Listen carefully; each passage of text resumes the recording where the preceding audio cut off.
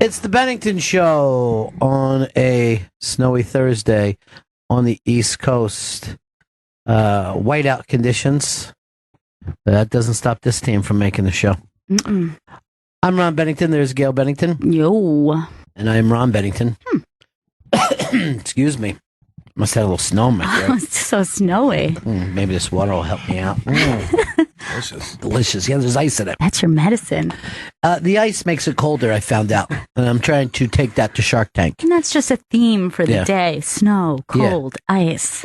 Right. Ice Cube was in with Jen yesterday. Those two hit it off. Right, exactly.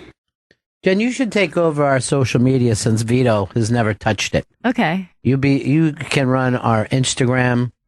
Just put your pictures on there. No, but like when people come in and get a picture. Okay, I don't know what else goes on Instagram. I'm really good with filtering. All right, that's great. We need it. She is a whiz with a filter. Yeah.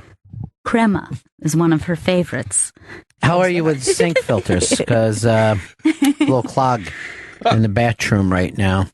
And we're going to make yet another announcement about a big unmasked / town hall with a big TV star.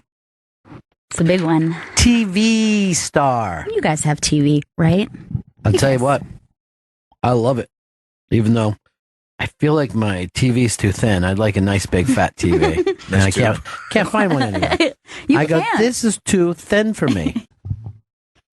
What's the date on it, Gail? The date? You know what? Do the whole announcement. Really? Yeah, I want you to do it. All right. Friday, February 17th, 3 p.m.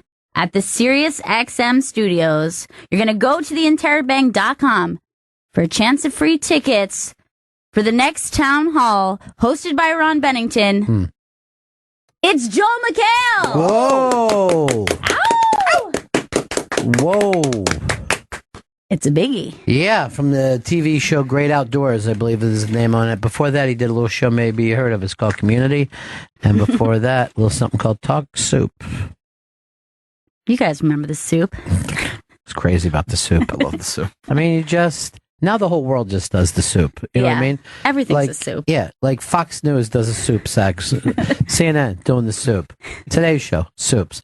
Anytime I'll like turn on the Today Show or CBS and I'm just like, here's a viral video. Look at this nut. I'm like, really? They're going crazy. That I knew it started getting weird when local news started doing it. When you started to local news starting to put up viral videos and you're like, yeah, this isn't necessary. And yet it is. I just want to know about the conditions out there. And I'd be like, oh my God. So that was the returning serviceman that was inside that giant panda bear. And the whole family got surprised. I should do that for you guys one day. Just that would like be so think great. you're going to a Giants game and then I just come running out. God, we haven't seen him since yesterday. Oh my God, I thought you couldn't make this Giants game. But I was here the whole time. I felt bad that we were all going to enjoy this without you. Oh, let me just recommend a little sports programming and a little show called Inside the NFL. NFL Films has already given them all the mic'd up stuff from the Super Bowl, and it's fucking great. Edelman is out of his mind. Really? Oh, God. Fucking, you might as well just call him Nails, because he's fucking, crazy? Yeah, I mean, he's just nonstop, and he's yelling, you gotta believe it, people, and he's just like, come on, Brady, fire these guys up, fire them up. Just like, everybody's like, chill the fuck out. You know man. what? He's too intimidating to have a personality like that. He's Lenny Dykstra. It's like you sliding into people. Like, to me, that's a little man's game. Like, if you're going to be like that energetic, like, come on, dudes, like, get in there. You got to be like the smallest guy on the team. You can't be the guy who looks like he's going to steal Nathan, Arizona on his, I think his motorcycle. I'll track him. I'll find him.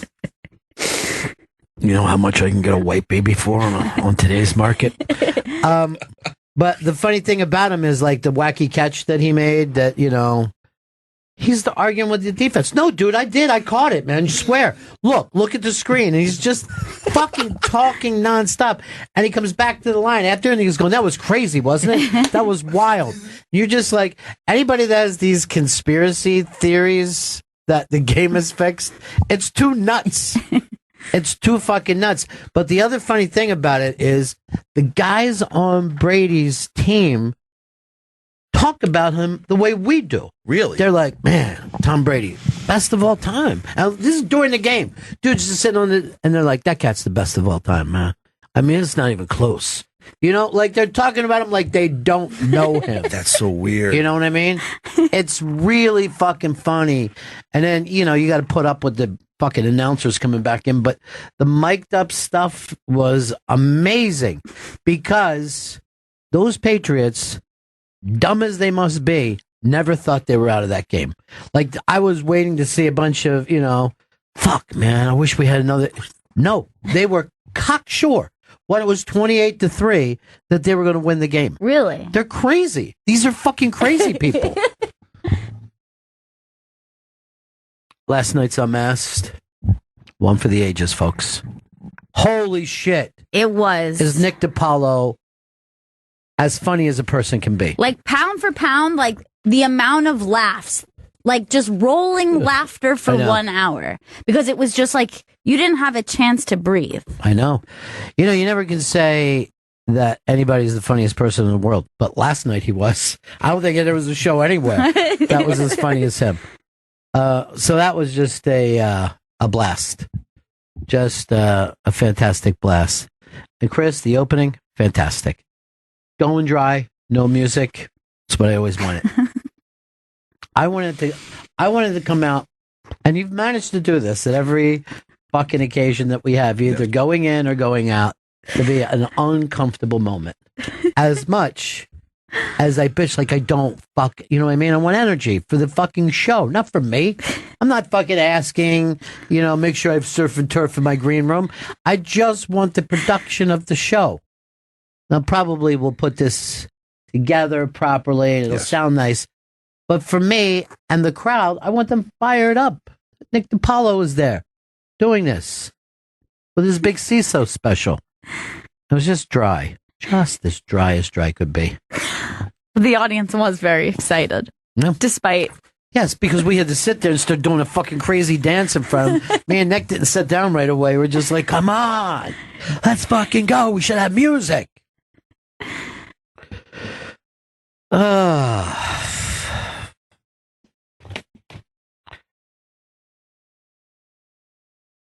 Anyway, there's no sense in bitching about it, right? It just is what it is. It'll be fixed for the air? That's not what I'm talking about ever. Yes, we can always fix things after the fact. I'm saying you want to fire that crowd up. Well, at least you didn't cut it off too early. You didn't, did you? No. Chris? Positive. Listened to it this morning. Just to make sure. Chris? Positive. Chris? Positive. We got a couple things to talk about. First of all, up on the iBank today is Bring Back Stavy Baby on Instagram.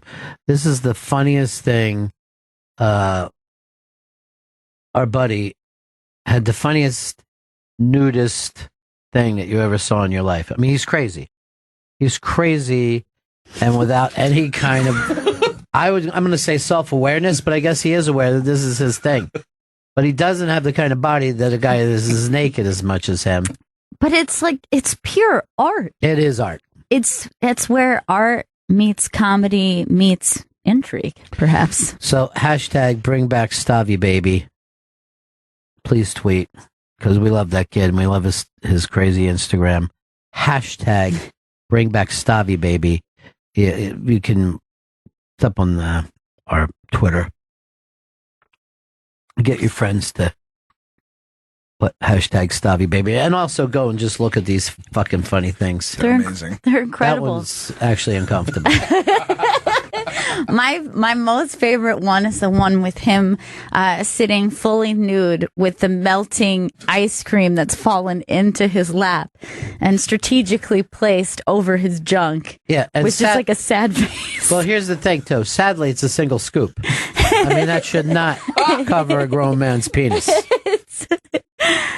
just like a perfect picture. And as he says, body positivity is for everyone, for men and women. So, Why'd you say thank you? Oh, because you're a dater? He wants women to feel positive about his body as well. Yes, exactly. Apparently they do, because Dater Boy, he does it up. Or at least they're willing to look past it. Either way, you're doing well for yourself. He's doing, he is the datingest guy in New York City right now. He might even be on The Bachelor next year. Oh my God. Sponsored by Budweiser. He's getting liquored up with 30 weird women. It's not bad. It's not bad at all. Normally they drink wine, though, and you're not much of a wine drinker, are you? No, I'd be like, I need a glass of scotch for the speed round of dating. I hope I get a rose this time. Maybe. That's all I know about the show is people get roses when they stay. We going on a group date today, girls? By the way, last night Nick got a Jack and Water and was tilting it back, enjoying it so much. My addiction was just going, remember, dude, how great it all was? Remember? You could be like Nick, happy. Not like you, wishing you were Nick. The two of you together on stage was just, it was so phenomenal. By the way, he was asking for a lot of help from you. And if you noticed, I didn't step on it or try to change the situation. I let you have your time in the sun. I noticed that you did. Unlike what happened with me on Gail Meets Girls, when it was about to get it seemed to me like it was going to be a wonderful compliment from Bonnie McFarlane, and you comp blocked me. I don't feel like it was a comp block. Did you listen to it? Did you see her go? Because when your dad is, you know what I mean? She's going, because when your dad is there and she's about to say something wonderful. To me, a comp block, that would seem like as though I intended to block your comp. No, it doesn't have to be attention. Did you do it, though? I don't think it was an official comp. I see where you're coming from, but I don't think that it was. You know that she was going to say something nice. But now I understand where you're coming from, but I don't think it was a comp Was block. she going to say something nice? I think she was going to say something nice, and I think That's she all kind I'm saying. Like, that was going to happen. That was my moment in the sun. That's what I've been working for all these years, to get a compliment. From Bonnie specifically. Yes. I mean, she throws compliments around like they were manhole covers. I mean, she's not, she doesn't even say anything nice about her husband. I know. And I was going to get something wonderful said about it. And then here you come in. I think the conversation was talking about her set that night, and then because that was where it started. I re-listened. Marina was talking about what a great set Bonnie had the night of the Creeps with Kids. And so I was very excited to go, yeah, that was such a great set. But it was not a blocked comp on my part. That was because you weren't listening to your guests. She goes, well, with your dad hosting that. And then there you are, more. I'm like, oh, I know about that set. Kind of like you did one on Letterman, which, quite frankly, is an insult to her. Like, oh, you really didn't come in with a new Creeps for Kids set, did you? I didn't think it was an insult. I'm taking it that way because I could have got a compliment. Chris, did you listen? Oh, I listened. And? Comp block. No, now that's Chris. a guy, seriously, that's a guy who lives by honesty. No, nothing, he doesn't. Nothing but truth. He just agrees with you no matter what. Really? Why didn't he agree with me to run the fucking opening perfectly last night? I think he thought that you... Wait, Chris, you just sold yourself down the river. He did it. He punks me, and that's funny to him. I don't. It's never funny to me. But you were comp blocked big time with the speed, which he. And I'm going to say the speed. But I was also opening block last night. I open blocked you. But let's just straight. You're not doing the open anymore. You have nothing to do with it. I'm gonna have Anthony from I don't know what his job title is, but he's always there smiling. He seems like he'd be behind it. Yeah. Or I could have Adele go, welcome to the stand. Here's your comedian from the Bennington show on Sirius XM. She kind of hurt my feelings last night, too. Why? She goes, I'm really looking forward to this. Like, before, I didn't know what you were doing down here. Putting in couches? I go, first of all, they're not couches. And second of all, I remember you telling me that you enjoyed it before. And then I just go like It's never a good thing. Nice boots, Adele. Because they were, but I couldn't think of it. I couldn't think of a zinger because she's a really nice person. But I mean, it was like a knife through my heart. It started as a. Oh, by the way, at first I thought this, but now, anytime you think that you're about to say something nice to someone, and you're like saying, "I changed my mind," right? Nobody. Now I like. Now that's all that anyone thinks of. First of all, I went from that statement to fucking shitty dry opening to the stage. That's how they treat. Oh my! But the crowd was going crazy. They were so excited for you and Nick. Yes, that had nothing to do with what I was talking about. I was talking about I got a 1-2 fucking backstab after the backstab from my own daughter on the thing. No, let's go to Vito. He looks like Chris. Not really. Vito, I want you to tell the truth for a change, okay? I know you're an Italian and you've been raised to lie whenever the authorities come around asking for things. So this is a free Vito. I won't have my feelings hurt. You listen to it. I listened to it, and I'm sorry, Gail. What? It sounds really fucking bad. Wow, now it actually sounds bad. Whoa! Not even like, oh, it was an accident. Vito, it sounds bad. Why does it sound bad? And you mean the whole show? No. I love the whole show. But that moment, all I wanted to do was be on Gail's side, and I heard that. He's saying you're a bad person. Jesus Christ, Vito. It was hurtful. I don't even have to know Jen. I know she's with me 100%. You know what I mean? Jen? You don't even have to say a word. I know. No. I was there, and I could totally see what Gail means. Like, it sounded maybe a little bad when I heard it back, but I was like, whoa. No. But in the room, like, you would never have thought, like, oh, she's trying to interject to talk about her dad. Obviously, look, no one would care about this but me. You know what I'm saying? Like, if it was about somebody else, if she said something like, Russell Crowe, when Russell Crowe is hosting, and then you went in, I would go, I'm not even paying attention.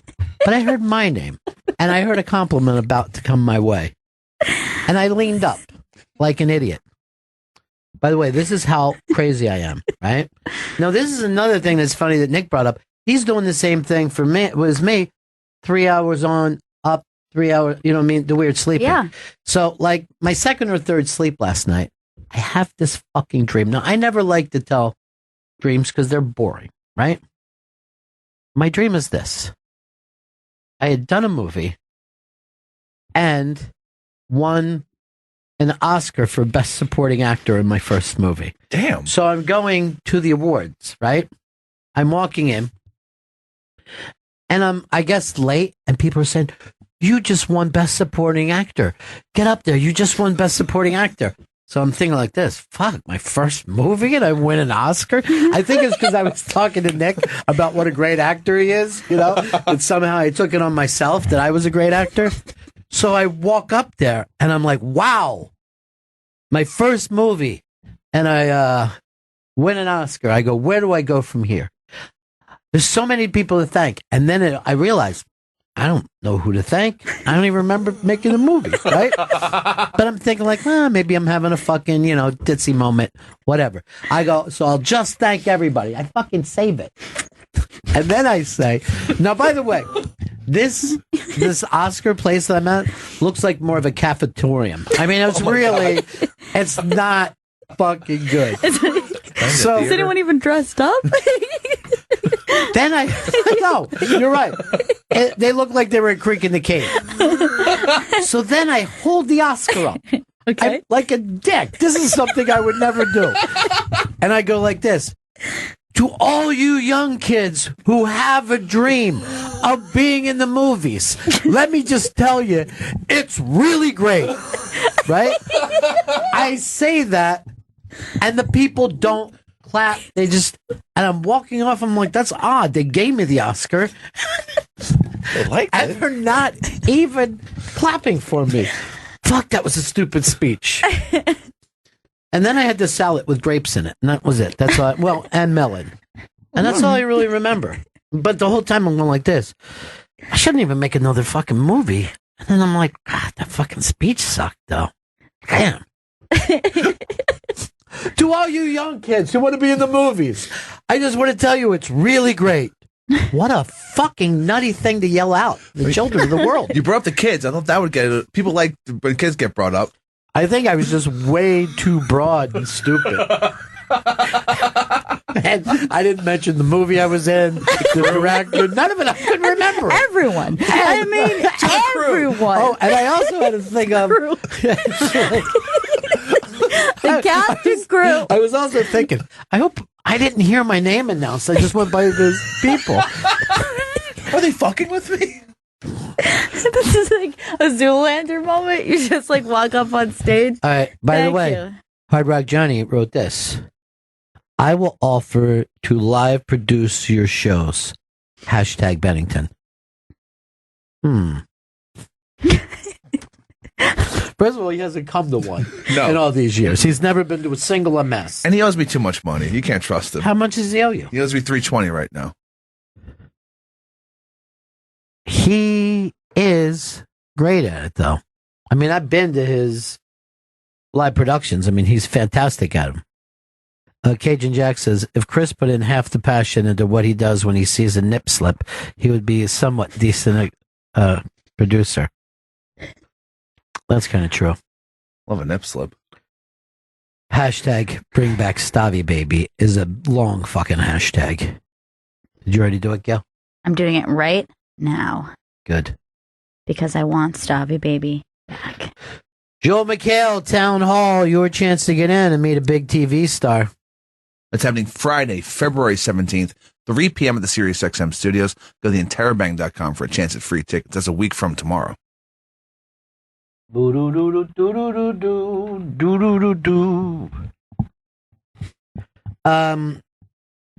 last night was a big brouhaha at Madison Square Garden. Charles Oakley, who was one of the biggest stars of the 90s, the last time that the Knicks had a good team, was there. So he's sitting near the owner, James Dolan, and the reports were that he was yelling some stuff, like heckling a little bit at Dolan, like happy that your team stinks thanks to you, whatever. He swears he didn't do it. Dolan sends security, and watch this video again. When you try to throw out somebody who's like, what, 6'8"? Yeah. Just watch. This is in the fucking expensive seats at Madison Square Garden. These are like, what, $1,200 seats? Easily. I mean, he's sitting behind Dolan, the guy who owns the place. Yeah. Now watch this. They're telling him he has to leave. Look, he's standing up. Holy shit. And he's pissed. And then, Oakley is big with that crowd. They love him. Of course. Look at the shoulders on a man that big. Now they start grabbing at him, and he's having none of it.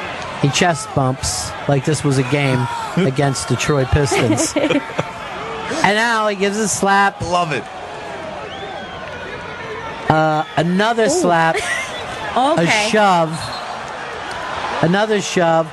Place is going crazy like it's fucking ECW. And they start to bum rush him. You see, he's trying to hand his watch off to his buddy.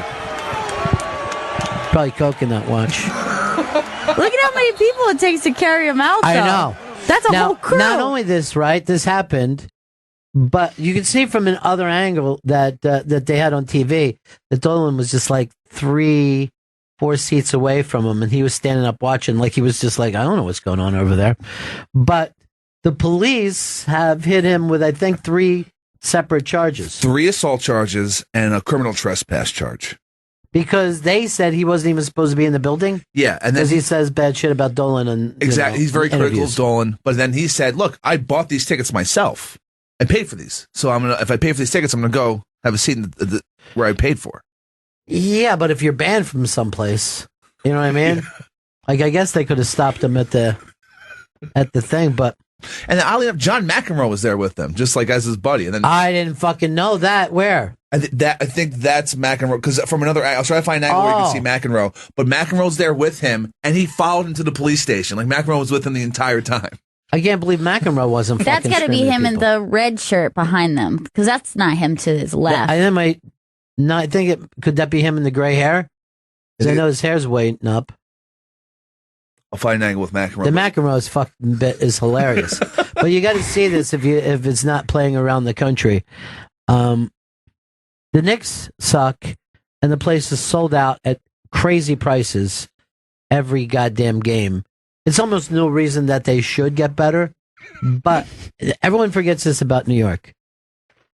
When the Knicks are hot, forget the Giants, forget the Rangers, forget the fucking New York Yankees. It's a basketball town first and foremost. You think basketball over baseball? Over baseball. When Jeremy Lin was hot for like those 3 weeks. This is 100% true. The city fucking turned upside down. I was in a random bar in Williamsburg, which never would fucking play sports, and the entire bar was packed, and everyone was watching one television with the Knicks game on because Jeremy Lin was playing. Like the entire bar. No one else was talking to each other. They're just watching the game. I haven't seen that since. Like, it's fucking crazy when the Knicks are good. And those 3 weeks were nuts. Everywhere you look, people were wearing Knicks shirts. And more than when the Giants fucking went to 2 Super Bowls, right? You didn't see Giant shirts everywhere. No. The Knicks get hot, and people are like, fuck yeah. They love it. They just want a winning fucking basketball team, you know? It hasn't happened in, like a legitimate, like, good team in, like, 15 years. It's in, like, the late 90s with, like, Spreewell and, like, Jeff Van Gundy. Ever since Jeff Van Gundy left the Knicks, it's been a fucking train wreck. It's where people go to fail. Like Phil Jackson, Larry Brown. No one can turn this fucking team around. And I don't think Dolan gives a shit. Otherwise, it would have happened already. I don't think Dolan gives a shit about anything but that bar band that he has. I mean, they got gigs in the middle of the country. You got to watch this shit, though. It's so funny. It's awesome. Like, I saw it first thing this morning. The power of that shove, I know. too. I mean, seriously, it was like fucking Diesel came back from the old WWF days. That guy just stands up. He should have just started walking along the fucking top rope. I love what he does to the first guy. He just fucking shoves him on his forehead. But watch how that guy just like, I'm stepping out of it. I don't want any fucking part of this. Yeah, the head shove is hilarious. It's awesome. He puts his fucking finger on the guy's forehead. Yeah, I'm just saying this. Vito really hurt you, didn't he? Yeah, why do you have to say it looked bad? It's one thing, like, to agree. It was pretty incriminating. Thank you. I'll fucking incriminate you later. All right. You know what? That's bullying. Do it, Gail. You can't block Ron. I can't tell who Chris is on the side of at any time. He's on the side of the show not coming together as a team. Always. Anytime Vito says something that I have even a slight problem with, Chris is suddenly right next to me going, yeah, that piece of shit. Like, no matter what it is. I tell the other story that you told me that you were telling the kids to do something and how Chris was acting. I can't remember. Just say, like, to them what you want them to do. Like, say you want them to take care of a GPS tapes. Okay. So I'm playing the part of Chris today. Okay. So guys, we've got the GPS coming up. So just so you know. And you better be on top of that. No fucking excuses. Oh, yeah. That shit is the worst. Yeah. Okay. So this will be a typical thing in which I am trying to explain something to them as a manager type role. Yeah. And then I'm like, hey, Chris, let's talk to these guys about organizing this stuff. We walk into it. And he's just like, yeah, get it fucking together, guys. And I'm like, Chris, this is not fucking helping. This is from Mr. Jinx opening. And you don't need to get strong with Jen. Look at how sweet she is. She's sweet. So's Vito. I mean, as big as a weird fucking lookalike creepy as the Chris. He's still a sweet guy. They're two sweet kids. Yeah. I just want everyone to understand that this is serious. I want things to be done But have correctly. you noticed that Really? it has... Well, what about last night? That was my fuck up. But have you noticed that it has no positive effect on them? No. I don't. Then I guess I have to change my ways. I didn't think it was that bad. I didn't think I was that bad when everybody, I was talking to them. the way you even... Now you're best friends with fucking Zito and you used to treat him like shit. Oh, yeah, I did. And you were that way to Shelby? Yeah. You're just a mean person except for when you're dating. Then you're just a fucking, I don't know what, dreamboat. Very charming. I think he shows up in a zoot suit with flowers and candy. Lady, anything you want on the menu. Lady! I saw a thing in the paper today, STDs running rampant through New York City. Did you see it? Oh, Yeah. I didn't see that. Yeah. Oh, shit. It was in the post, like, STDs are back in a big way. Yeah, and you're the fucking outbreak monkey. You're the one. He's you're raw dogging it. You're patient zero. I haven't used a condom in a long time. But, my doctor tells me that I'm STD free. Sure. Yeah, for how long, dude? Not sure. Not sure. No, I'm not going to lie. I'm not sure. Playing with fire. I mean, I think I'll use a condom with hot stew, hopefully if that happens. Why, you don't trust her at all? I want to keep the clean status. And after Gail explained to me that it's good that I'm clean, so now I should start using condoms, that, and maybe that, taught me something. Do you want to know another thing that I had to teach him yesterday? Oh, no. So he gets a match on Tinder, and the girl sends him a message. Hey, what's up? Like normally, he, in his experience, is the one who says hello first. Mm-hmm. And he says to me, what's wrong with this broad? Like, coming off kind of desperate. And I'm like, she's why are already you saying desperate that? for swiping on you. And I'm like, why are you saying that? And he's like, normally women don't send a message first. And I go, okay, so the reason is because when they do, your immediate reaction is she's desperate for doing something that you do constantly all day. He doesn't believe in the empowerment of women. And this was Chris. Okay, I never thought about that. Holy That's very shit, interesting. she's cute too. Yeah, she's good looking. You get a lot of cute girls. Yeah, it doesn't All right, make sense. let's see if this is, she's 34.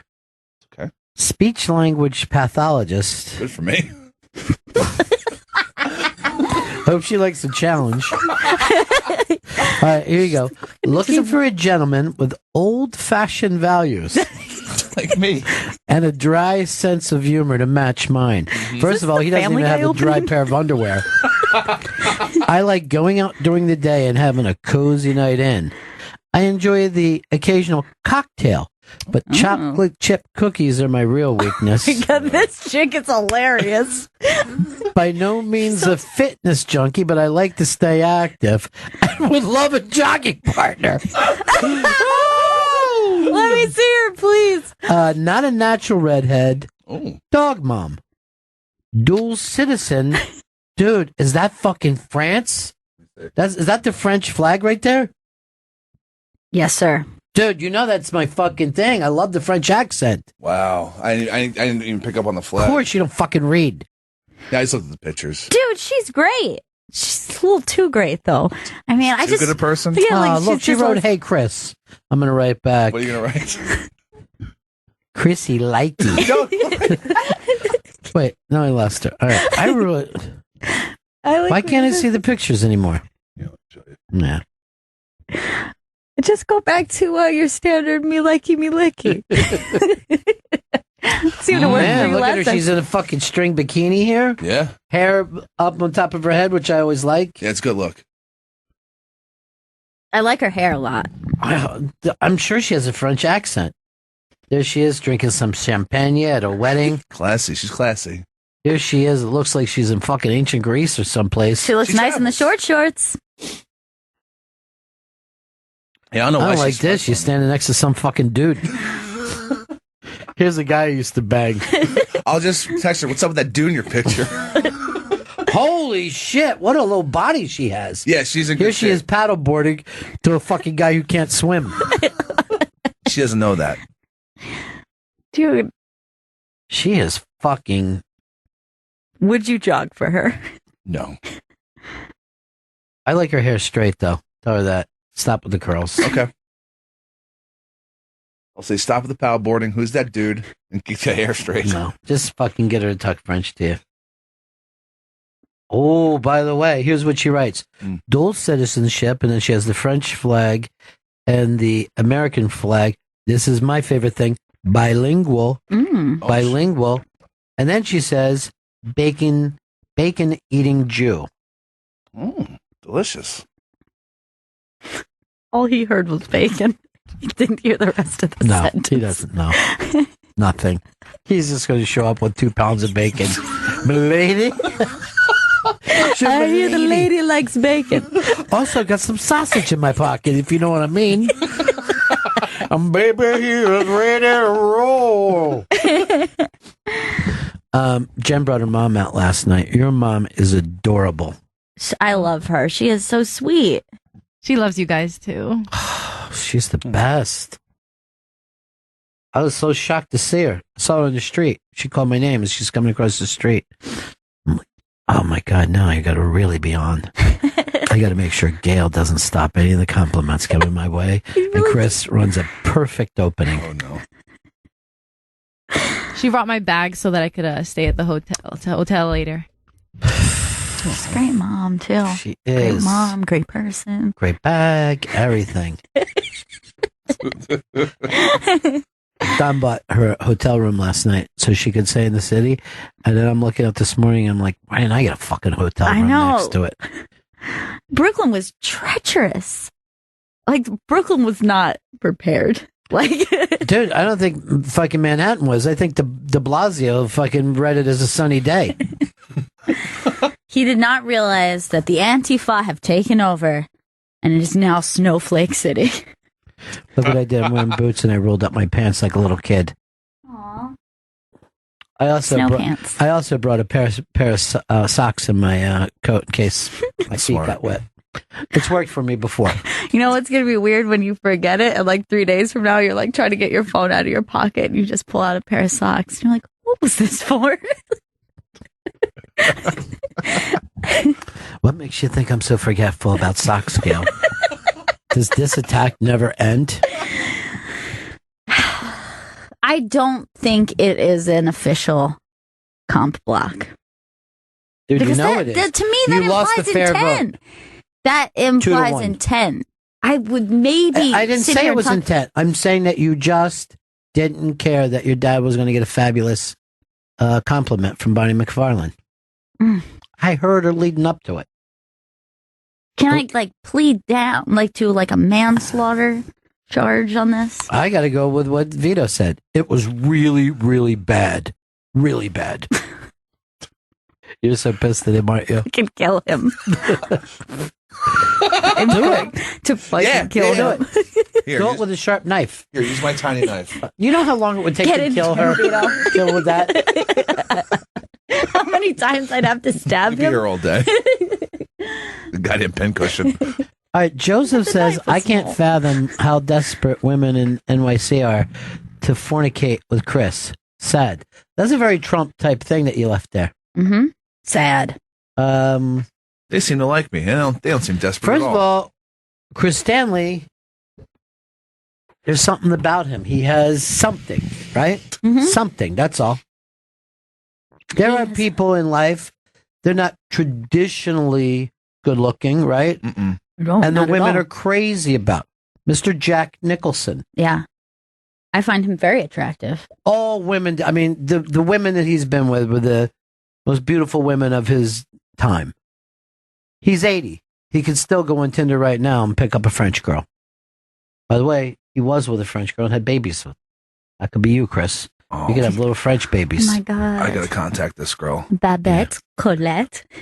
Oh, I love that. Little Colette Stanley. Yeah. You got to get rid of your last name. What? Take her last name. Okay. Oh yeah. The first thing I'll say. What's your last name, dude? You can invite her to Montreal, and then she'll be able to order for us instead of the uncomfortability that we have to go. I actually said to somebody, "Me speaking English." Why are you doing it so badly then? Hot Johnny on the hotline. Yeah. Bennington's. I will definitely call me on the hotline. What's up? I would love to produce your live show. That's part of the reason I can't go is I get so anxious at live shows that aren't produced well. I get this angst level. Ours are terrible. Well, now I think we're going to go back and do another Creeps for Kids, right? Yeah. Have you checked back with Bobby so we can plug for him? I'll get the. Yes, I will check back with him today. So you just haven't at all? I haven't, not as of yet, no. Not as of yet. I would have contacted them. I know you would. You wouldn't wait. I mean, I'm trying to think of, great creeps for kids stuff to say, you know? Like a lot of these kids are creepy too, but no one says anything about that. Who's all in the, we haven't even announced it yet, right? No, the date? Okay. No. So let's stay out of it in case, you know, maybe it's a tentative thing. I don't know. You've been out of touch. You're out of touch, out of touch. So you think he's a bad live producer? Johnny. Certainly seems that way. I mean, I've only seen a few live shows. Most of them were at the Hard Rock, and those run okay because I know you don't leave the Hard Rock. But here's the thing, Johnny. You do 150 rock shows a year. I mean, it's like it's nothing to you. Chris had one thing to do. No, he had two things to do. Put the chairs up that Adele attacked. And then two, give me the... So I'm like, you didn't pre-record one? He goes, no, because we don't know when people are going to applaud. I go, you pause. You pause. And by the way, you know she didn't pause last night, right? I paused in two places. Oh, my God. I need a professional announcer. Yeah. You need a Don Pardo. You know what? I need Toading Pig, who's done the Regis and Kelly Lee show for so many years. That's exactly, yeah. Something in that vein. Guess who knows him? Oh. Earl Douglas used to work with Tony Pig. Johnny, can you set this up? Yes. Get him. So. Yeah, get him down to the Hard Rock for some reason. Get pictures of him, you know, fornicating with busboys, and then go. This will go out unless you do some announcing for me. Yeah, because I don't trust him. That'll work. I believe seriously. I believe in putting the pressure on. You know what I mean? Strong arm and never hurt nobody. Yeah, I believe a kind word and a switchblade are much easier to get what you want in life. Tell him I'll take a brand and put it right across his back if he doesn't do what I need to do. And I have a knife too. You know what? Let's snatch a family member. All right, Johnny. Bennington, you let me know. I'm ready to go whenever. All right, peace. There. You're out of here. Nola in PA. Hello. Hey. I love you guys. I'm so excited to be talking to you. I've been filling my days up with Bennington, and it's like my life is just so much better now. But I went back and listened to Gail Meets Girls, and I think Gail was just so excited to be talking to Bonnie that she unintentionally comp blocked you. I think that this is that's a vote what you for... want, unintentionally comp block, because it's still a block. You know what I mean? That's like, let's suppose this. That's farless. Let's suppose you're driving down a cul-de-sac, right? Mm-hmm. Okay. Kids are playing, you run over two of them. The mothers come out screaming, you go like, hey, I didn't do it on purpose. You know what I'm saying? Mm-hmm. That's what you did. And the kids in this case were my fragile ego when I was about to get a compliment. I think that Nola that's on my side, though. It's like she's agreeing that it's not an act of cruelty. It might have happened slightly, but it was more like I was focused. It was negligence. Yes. And negligence is about the worst thing you could say about family. Because remember when you were little and you wanted to eat, I didn't go, I didn't think about it. That food was there. I mean, I didn't go out for it or prepare it. But, you know, I brought him a little checky for everybody. Split it 4 ways. Do you see what I'm saying there? I kind of negligence. Yeah, I understand. Again, that term still sounds so harsh to me, but you know, maybe I was more focused on what Marina was saying in that moment about Bonnie. She had already stopped. That maybe I was so concerned about blocking that comp that in the mix. No, you just wanted to prove that you were there that night and steal away what Bonnie was about to say about me, which I think was going to be unbelievable. I think she was going to say, if I wasn't married, oh boy. Well, what are you going to do? Live and learn. I think that's what she was going to say. And then Rich Voss comes in here the other day, and he was angry because we didn't ask his for a Super Bowl pick. Yeah, for a Super Bowl pick. And then he's refused before. He said, I don't like to do stuff like that because I had a gambling problem. And then he says this, I just won $800 the other day. Yeah. We didn't get the update. We didn't get the hashtag. Didn't earn back in the game. Well, Nola, thanks for saying. Thanks, guys. Thank you. You got snow in PA? Just a dusting. Jeez, you're living the life. We got 74 inches here. 74. 74 inches. It's wow, terrible. but Gail, you are a great interviewer. I was really impressed. Oh, thank you so much. Yeah, No, thank you. you got to hear some of my stuff. I just did a wonderful thing last night on Mass with Nick DiPaolo. Nick loved it. Let Nola speak. I used to listen to Ron and Fez when you guys were on HFS, like, I don't know, 12 or 13 years ago. What was HFS? In D.C. It was the alternative. No, we were on JFK. Oh, that's what it was. Yeah. And I forgot about you until I discovered Bennington. So thank you. Thank you. I forgot about me too. Well, I say this: don't even call it a comeback. Although it obviously is. All right, thanks, Nola. Bye. All right, Robert Kelly on Instagram. Hey, it's Creeps with Kids, March 6th, Village Underground. Get ticks before it sells out. We haven't even plugged any of this. Lineup: Robert Kelly, Rich Voss, Jessica Curson. This is great. Ron and Gail Bennington, and Kevin Brenham. That's a great lineup. That is so exciting. I love Jessica Curson. Yeah, she's great. I got to meet her in Montreal at the airport. Oh. It was like my final meeting. It was like, after all, like the hookups, we were like, hey, one last friend we just made in the airport on the way out. One last comedy friend. All right, here's some interesting comedy news. Colbert gaining on Jimmy Fallon in the ratings after being a dead duck for so long, and beat him the other night. And the reasoning seems to be that he has turned back into political. He does anti-Trump stuff every single night. Goes on some real rants, and that's helped him. And Jimmy's doing, he was like, well, the other night he was playing pool with grapes. So I don't know. I mean, everybody was loving it. How big were the grapes? They were normal sized grapes. That's what makes it funny. If they were the same size as pool balls, how would that be anything interesting? You might as well just use pool balls. Hello! Was that funny the other day with Eugene? I brought up that bit that he did. Yeah. God, he's fucking funny. But that's interesting. Maybe comedy is changing. Like, that's a very weird thing. It felt like maybe everything that was once light and silly is going to move out of favor. I got another one for you too.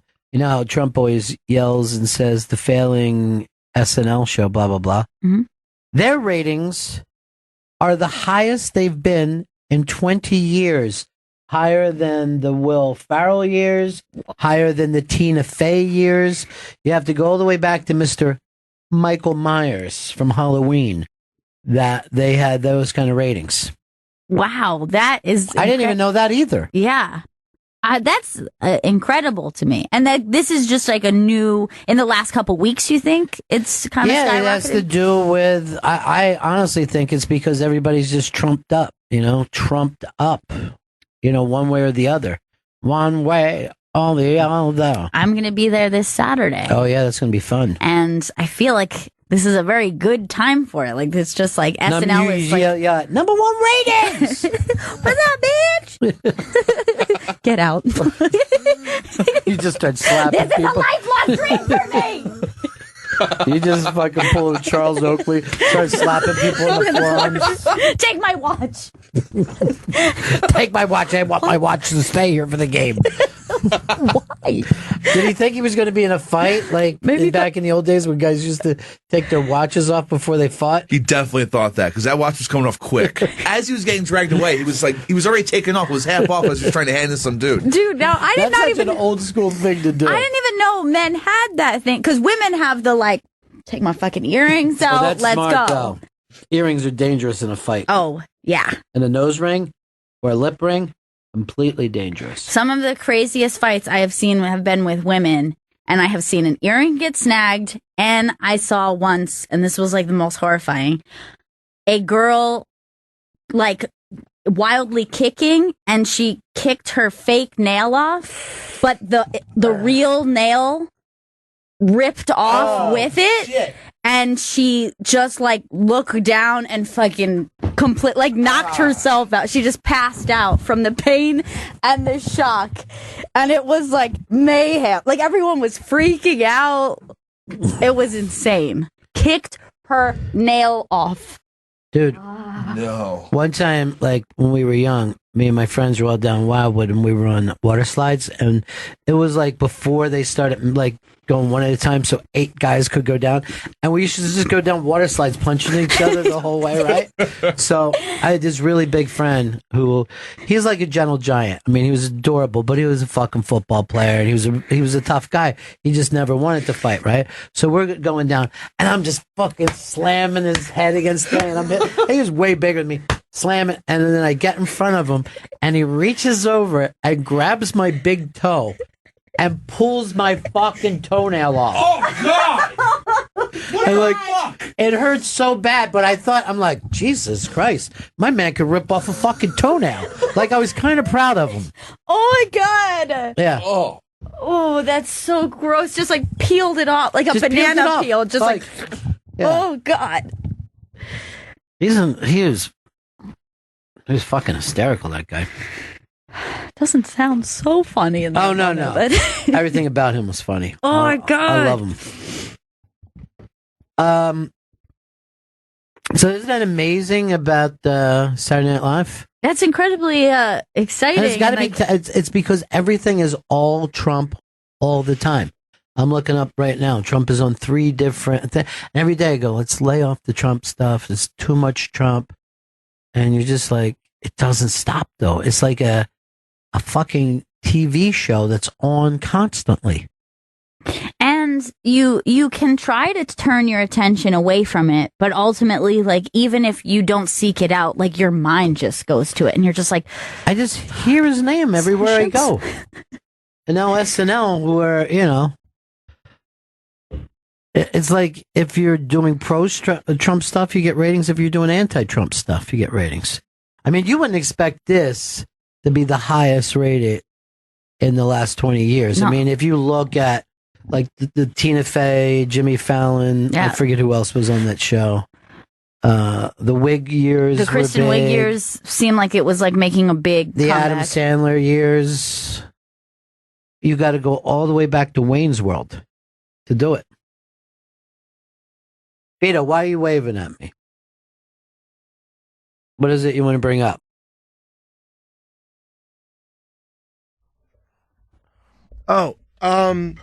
You said that you're waving at me. Is there a reason? Yeah, so I was actually wondering if you guys want to play a game. No. Well, it's a fun game, and it has to do with SNL. What is it, Vito? Just say it. Why would you say? I was wondering if you guys... Did you have something you wanted to say? Yeah. I wanted to play a game called... We used to do a game called Rushmore, and I came up with a good one. Oh, just forget it. You know what I mean? All you'd have to say is Rushmore. And then what? Best SNL characters of all time. The characters or the performers? Characters. So, give me your 4. Give me your Rushmore. Did you just say easy? God, you're annoying. You made it up and you... I win my own game. Well, mine are easy. Hey. Mine, got to put Brian Fellow in there. Brian Fellow.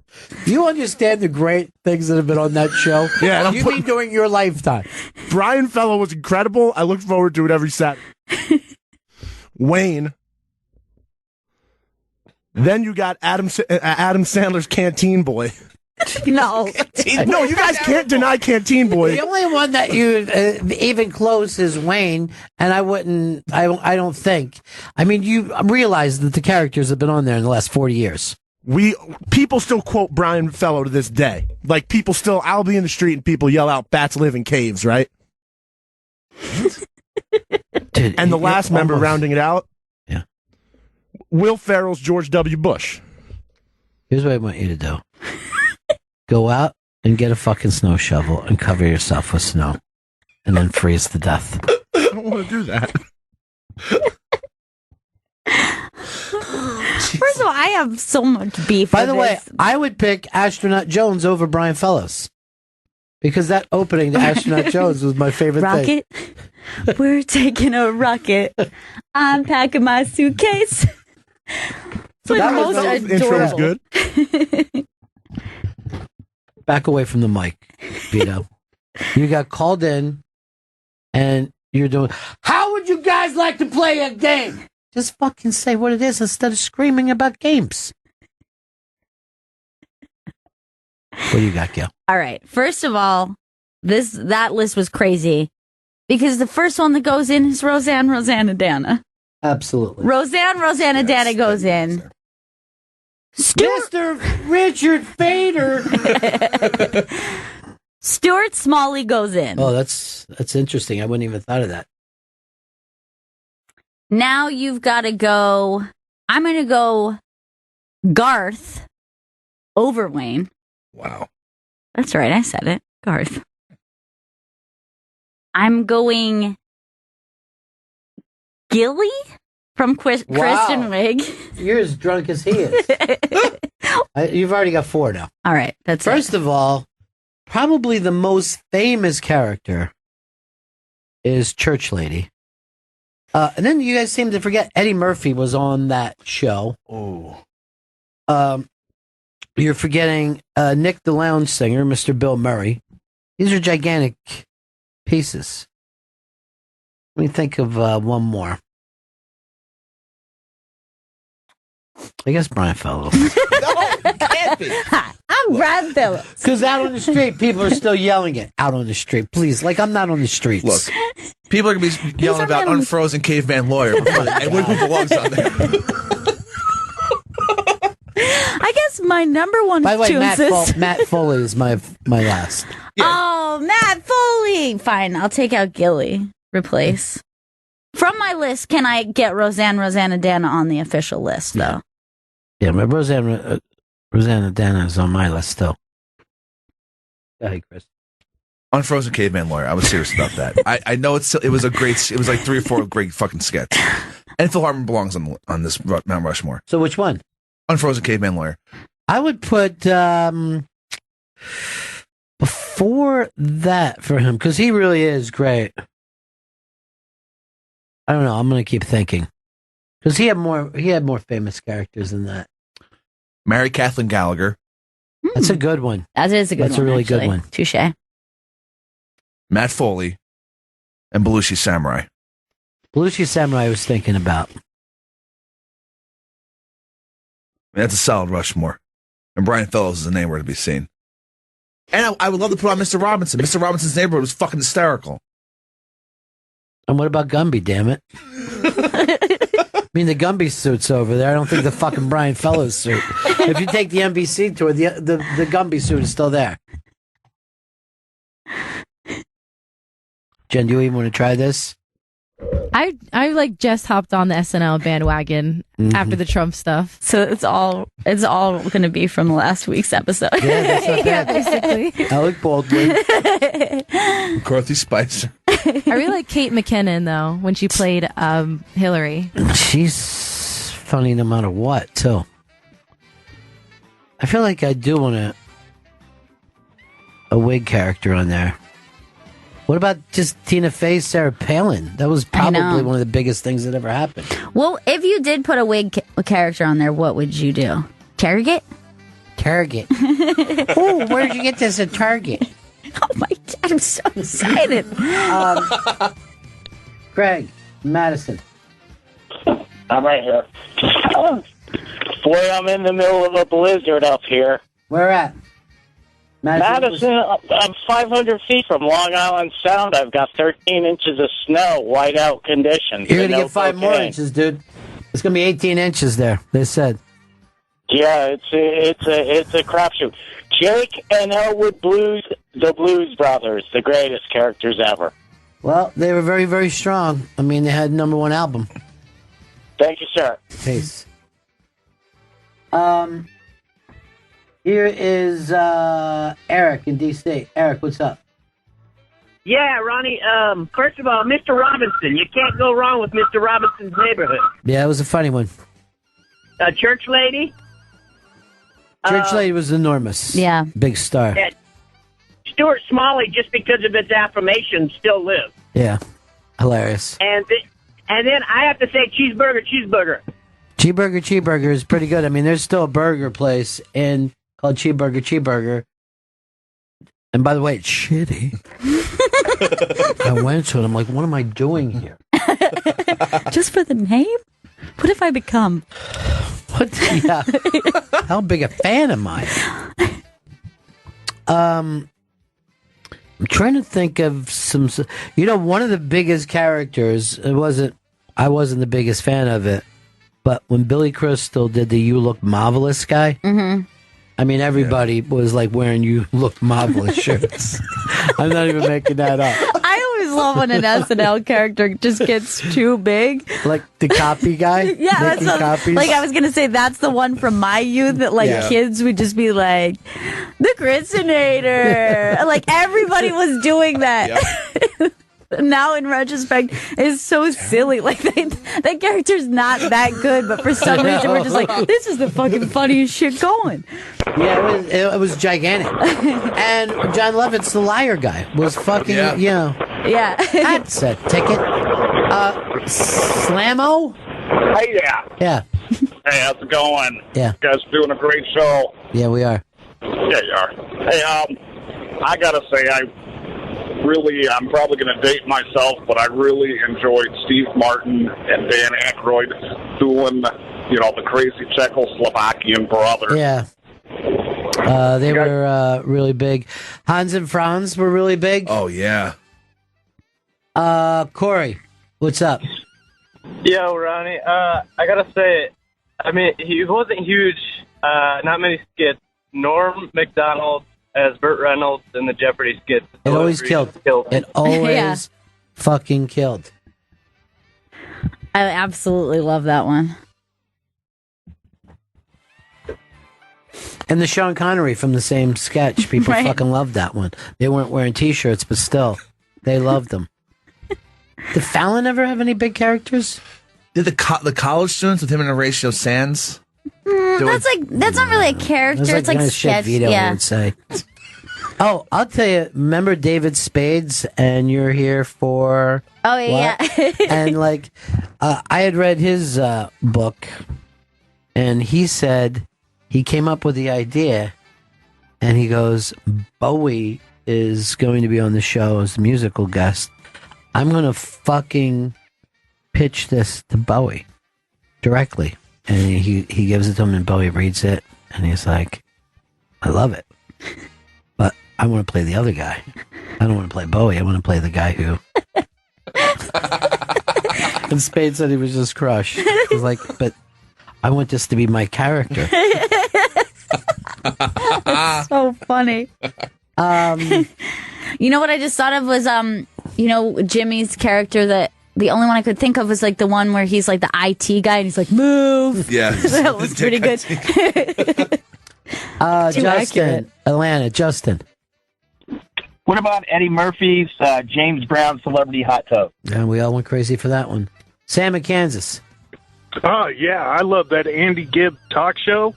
Well, it was Barry Gibb, Andy Gibb. Barry Gibb. Yeah. Remember that he would do it with Justin Timberlake? And they just, I don't know, beat it to death. Brian in Houston. Hey, guys. All right, so I've got two. One is Chris Kattan, Mr. Poppers. Oh, man, that used to gross me out. Yeah, really freaked me out. But there is a very small Chris Elliott character. He plays a witness during the OJ trial. And he can't stop looking at the camera. I've never been able to find it on YouTube. Or Dude, I want to see this so bad. All right, look, it just got sent to us. This is Debbie Downer. Debbie Downer was fucking massive. People used to laugh through that whole thing. Well, it's official. I can't have children. That was one of the fucking best moments. John in Canada. Hey, sound like $1 million. Thanks. I'm thinking Cowbell's got to be one of the greatest. Only a one time only, and that fucking sketch is. It's probably the most classic sketch. Yeah. Ann, you're on the Hi. Yeah. coffee talk. We'll have some coffee and we'll talk. We'll have some The coffee one and we'll especially talk. when Barbara Streisand showed up. That was awesome. Everybody went crazy when Streisand walked out. Eric, what's up? Aaron? Okay, Aaron. Sorry, yeah, you guys were talking about Jimmy Fallon. It got me thinking about the Jimmy Fallon Mick Jagger copycat thing. Oh, yeah, that was big when he played Mick Jagger in the mirror. Oh, yeah, that's I'm right. pointing my finger. It's like a really bizarre sketch. Yeah, it was really fucking funny, though. The fact that Mick went along with it. You know, he's like, well, you're kind of making fun of me there, Jimmy. Hurts after a while. Chris, you know today's National Pizza Day? I did not know that. Ron, okay. I didn't know that shit. Yeah, I know. It's not like it's Christmas, dude. You don't have to run out and get a pizza for your mom. Oh, shit, I better get a pizza on the way home. My mom is going to kill me. All I get was a Sicilian pie. They were almost all out. Forget it then. That's This is the worst pizza day we've ever had. It's still good. There's a comedian I want to book on this show that does a pizza tour of New York City. And like a walking tour where we hit pizza spots? I don't know whether you walk or you ride, but he claims he knows better than anyone else the best pizzas in New York, and I'm sure they're in Brooklyn. I would like to do this. I could talk about what's his name, Chris? Because didn't you reach out to him? Yes, I'm in the midst of booking them. In the midst. I'm in the midst of booking them. Joe. I'm in the midst of it. Just now. It's all happening. Joe, what's up? It's more poetic than necessary. What about Julia Sweeney with Pat? It's Pat. That was gigantic. That was fucking gigantic. Chris, Minnesota. The Bears. The Bears. The Bears. Which one would you pick, though? I know, you can't, like, the ones with two people, like in a Hans and Franz situation. You can't. Oh, I take Hans. Over Franz? I didn't get Franz, tell you the truth. I thought it should just been the Hans show. I'd like to see Hans solo.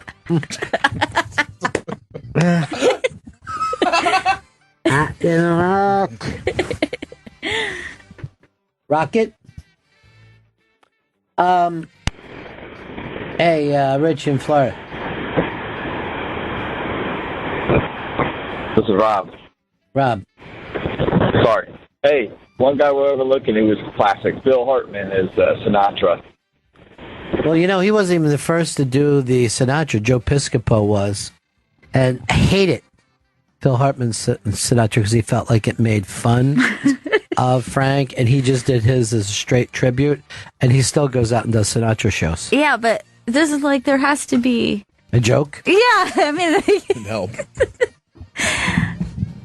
It can't just simply be a love letter.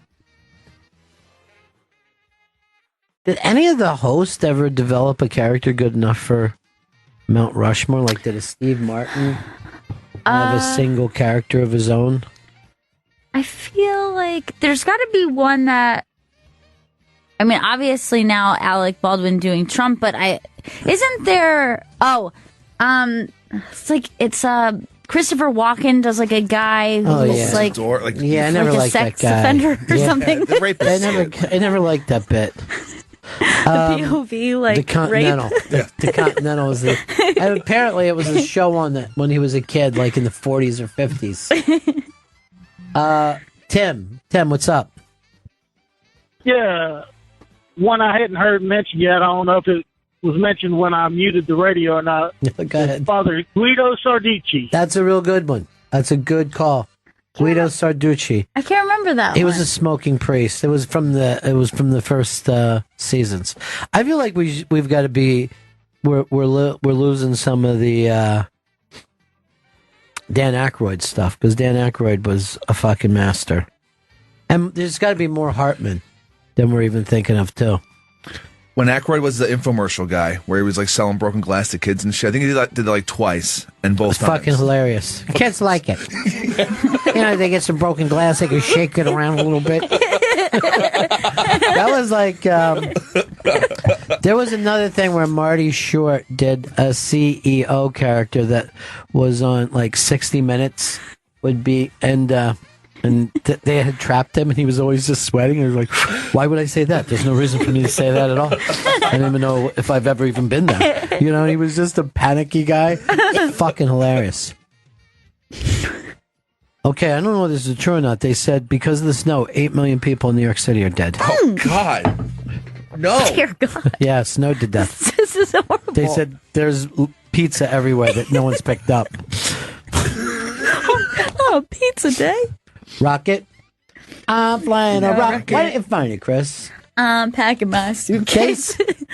So look out, moon.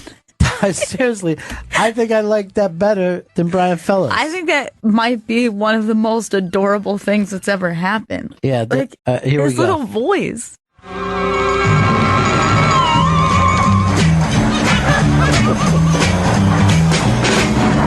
Rocket, I'm taking a rocket. I'm packing my suitcase. And look out, moon, yeah, a rocket into outer space. Goodbye, human race. I'll be there soon. Blast off for fun and adventure. Yes, I said adventure. Collecting stones. Yeah, it's my way on the old space highway. That's why they all say there goes Astronaut Jones. Hey! That's fucking funny as shit. Kevin, what's up, buddy? You say Kevin? Yeah.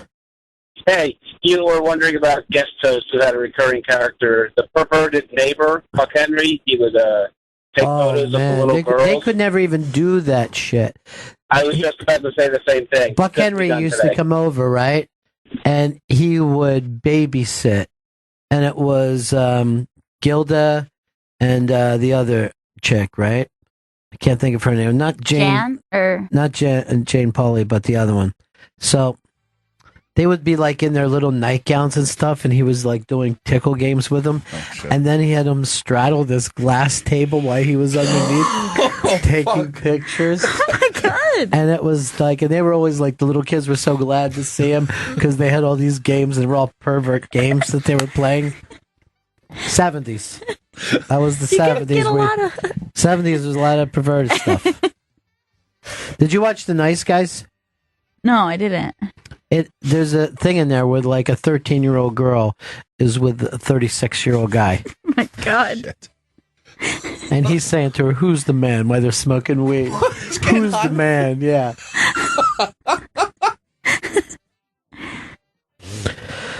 Rocket. Lorraine Newman. That's who I was thinking about. Right, this was sent in E-Buzz Miller's Arts Classics. Dan Aykroyd and Lorraine Newman talking about great art. And so this would, he would be doing this thing. He was like a sleazy guy, but he was like an art guy. And he'd be like, hey, what's that look right there? It would be a nipple. Looks pretty good, huh? And she would be like a giggly airhead, like, like thinking it was the funniest thing. Fuck. In 40 years they put together. People always bitch about that fucking show, but come on.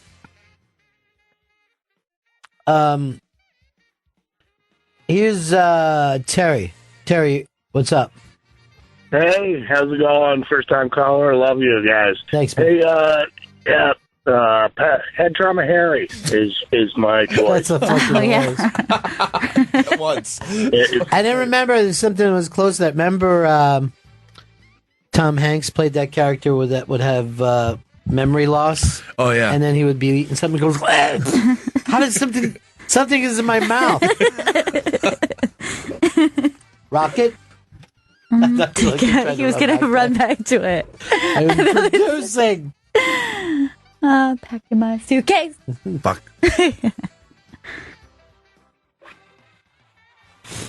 Again, hashtag bring back Stavy Baby on Instagram.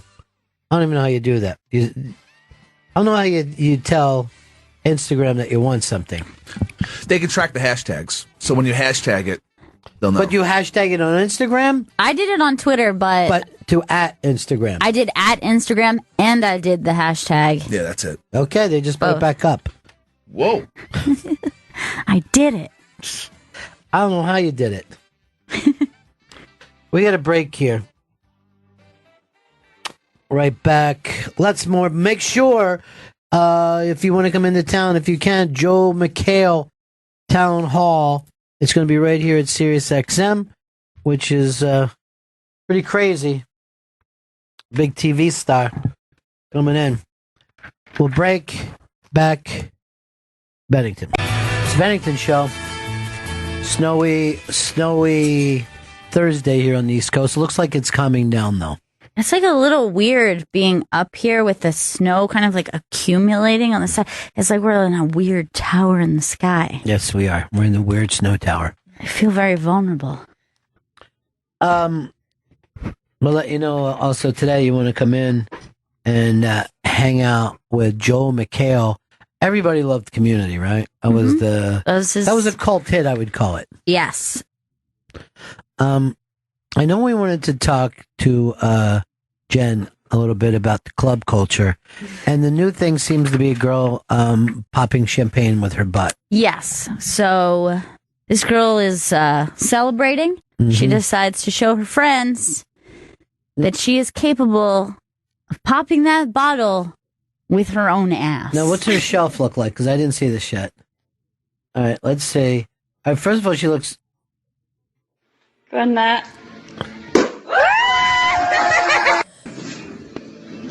She digs that thing. I mean, it's literally like her asshole is popped up. Yeah, she digs it way up. The champagne bottle deep up that ass. Mm-hmm. Clenches, pulls, and pops the bottle. Which, you know, if you have popped a bottle of champagne on your own, you know the kind of force you have to use just with your hands. Well, you never know with champagne, though. You know what I mean? Like, sometimes it's like a pain in the ass. Other times you just barely touch it and it shoots out. That means it's too warm. Is that right? Yeah, if you open a bottle of champagne while it's too warm, that's when you get like a really violent cork pop. I love all champagne at room temperature because it tastes like sweat. It gives me that nice sweaty taste. Nice and fuzzy and sweaty. I think champagne is the dumbest of all alcohol drinks. It's more like a gas high. It doesn't last long, and you get a headache. It's like it comes on quick. Yeah. It's silly as shit. Like it's a very silly. And I want to give you a little hint here. If you're a young lady and you and your gentleman caller decide like, oh, let's just load the bathtub up with champagne and climb into it, you may get a burn. Yes. You may get an awful burn. Yes. So remember when you're clubbing around. Okay. All right, well, like Jen is our club girl, right? Mm-hmm. She is. High-end clubs. Yeah. Now, you had your party the other day. Yeah. And then Gail told me that you had a promoter for your birthday party. I was not even aware this is a thing. Who do you call? So I personally tried to reach out to my promoter, but he wouldn't answer. So why do you have a promoter? Because, so the promoter, he works with a DJ, and he gets paid based on how many girls he brings into the club. So I had like a 15-girl posse with one guy.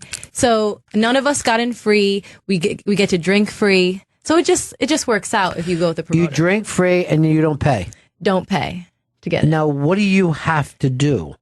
Well, you just have to be with a ton of girls because usually it's like they're setting up the tables with a guy inside who has, he has money. Right. He just wants a bunch of girls to be on their table. You sat with a random dude? Yeah, just met him that night. What? But it's fine. He just wanted a bunch of us to drink his alcohol. He just like pours it out for us. He doesn't even drink himself. Wait, Who hold is on. he? Oh, this is fucking... Now, had you met him before? No, I never met him before, but it's like wait. So you and some of your friends get assigned to a man's table? Yes. Wait, I did not even understand that part. What? Yeah. So in your group, you just roll up with 15. He just gets to sit with 15 girls? The promoter, he kind of like works with the promoter and he's like, well, yeah, I'm getting it tabled that night. And then Does the he show up promoter's alone? like, he usually has like a couple of guy friends with him. Not that many, maybe like 3 or 5. Now, do you have to touch him or does he touch nothing you? at all. Like it's like an understood thing. Like it's my birthday, these bottles, my friends. All right, Chris, you're a big dater, right? Yeah. What's in it for you if you're this guy? If you're not dating any of these girls? All right, so does he hit on you at all? Like, I mean, like, mildly, but, like, he's not overly aggressive. He's just standing there looking cool. Like, he's just like, yeah, they're all with me. Is this dude just trying to, But is it known by everybody? Like, oh, that guy must have paid for a bunch of girls. I don't think so. Did they charge him for you guys getting in, or they? No, they don't charge him. No, how do they Because he know? buys bottles already, so. But how do they know that the girls are going to be the type of girls that you want to sit with all night? See, so that's when we have to up our game. You know, it's like, because I've seen girls not get in, even though they were promised by the promoter, and the promoter's still like, oh, well, you girls all have to pay because you have, a couple stragglers in your group, which sounds really bad, but. Back in the 90s, we called them scrubs. Jen invited me to this, and I wasn't even knowing what I was going to get into. Yeah, you probably would have had to fucking teabag a guy. Get your tits out. What are you doing? You're making us look bad. I'm sorry, I've never done this before. I mean, it's just a matter of wearing a dress and heels versus like some girls showing up with like flats or sneakers or something. and they don't get in? No, or they it looks bad.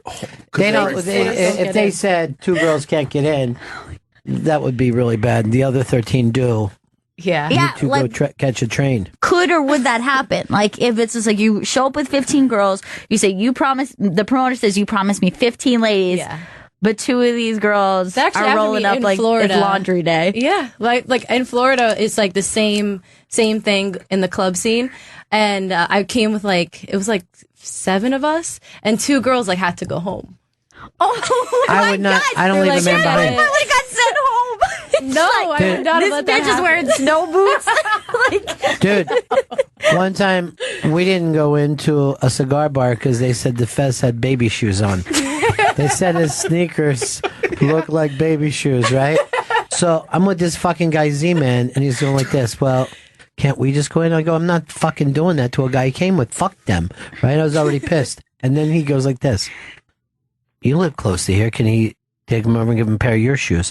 I go, I can fucking smoke a cigar anywhere. I don't fucking need to sit here God. and fucking try to play up to these assholes. I now hate them. I'm pissed at them. First, you ain't going to see anybody's shoes. It's not like we're dancing. We're sitting there ordering food and smoking cigars.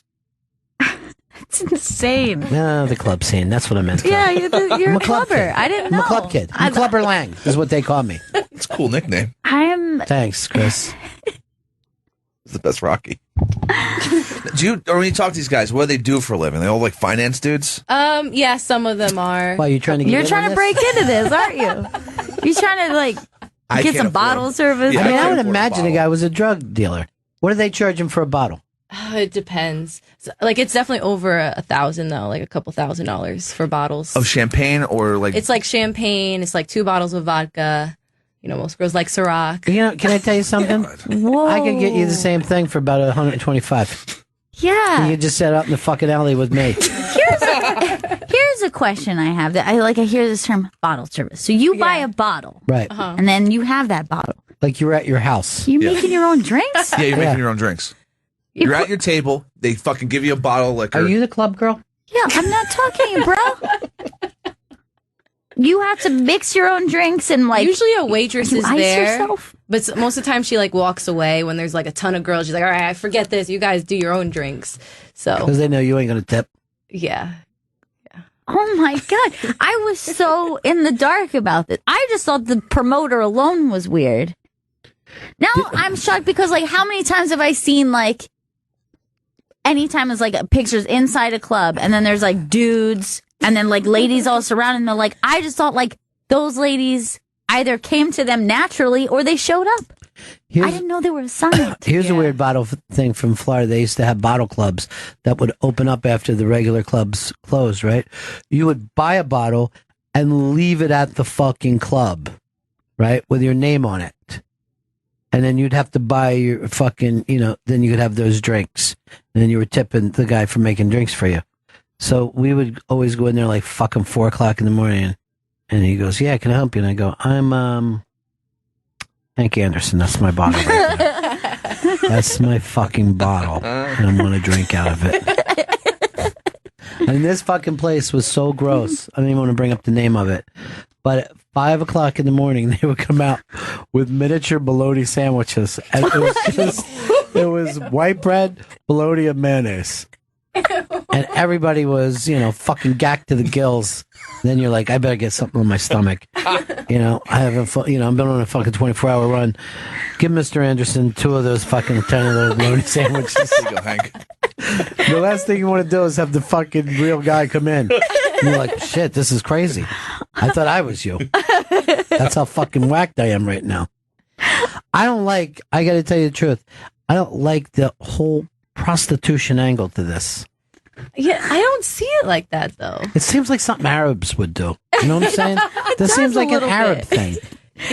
See, if they were hitting on us and like being really gross and it was like, ew, then I would see like that perspective of it. But the guys are cool. They just want to look cool. I'm just like, so they just want to show up. Look good? How do you look cool if you're paying $2,000 for fucking girls to hang out with you? That looks fucking needy. So it's like almost like a competition in the club too. It's like one guy has like, tons of girls by his table. It's like, whose girls look better? It's like, look at these bottles I have. These ain't your girls. They're assigned to you. Yeah. That's like me bragging that I had a prettier stewardess. Okay, here's what I'm going to ask. Let's say you're at a table. You're with a guy, whatever, you and your friends. And you're like, he's nice enough, but like, you're not really having fun. But you're looking across the club, and there's a guy over there, and he looks fun, and he's like dancing, he looks funny. Are you allowed to like go over? Oh, yeah, we move. I say, girls, round up, let's go to that table. So you're like, but you have to stay in table. But what if you don't round up? You can't just be like neutral in the middle. Yeah, what if a single guy walks up? And he's a good-looking dude, and he wants to dance with you. Then I gotta leave. I'm going, and then they just kind of rotate us out, and new girls come in. Oh my god! Holy shit! When I say it out loud, it's fucking This is awful. and it all is great in the club.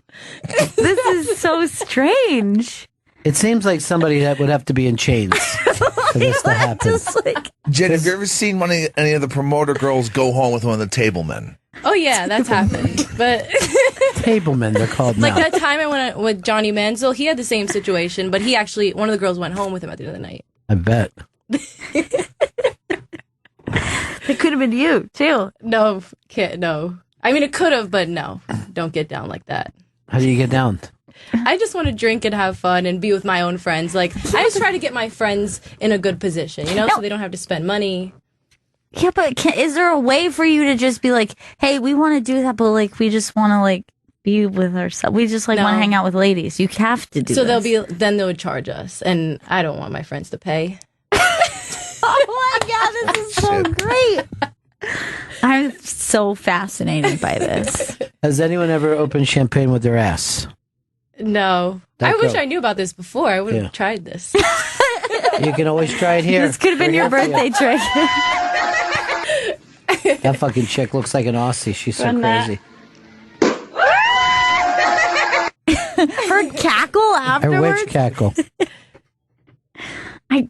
It seems dangerous, but yet she really pulls it off. How was it dangerous? Like if it all went up her ass? Yeah. Okay. Like if she... I wouldn't be surprised if she didn't break off the top of the bottle. With that ass of Shards hers. with glass everywhere. Ah, damn, this always happens to me. Yeah, it seems to me she'd been better off just using her vagina to open it. That's what I want from my table girls. Then Instagram would have deleted her account. Bring back Stavy Baby. I saw a bunch of clubs are now jumping in on the hashtag save Stavy Baby. Caroline's, The Stand, they're all getting behind him. Nice. Bring him back. Look at those pictures of him. He's an artist. Why can't a guy be chubby and naked on fucking Instagram? What's their problem now? Body shaming, Ron. It really is. I mean, think about how many like Instagram models you see scantily clad. Oh, yeah. They don't get pulled off.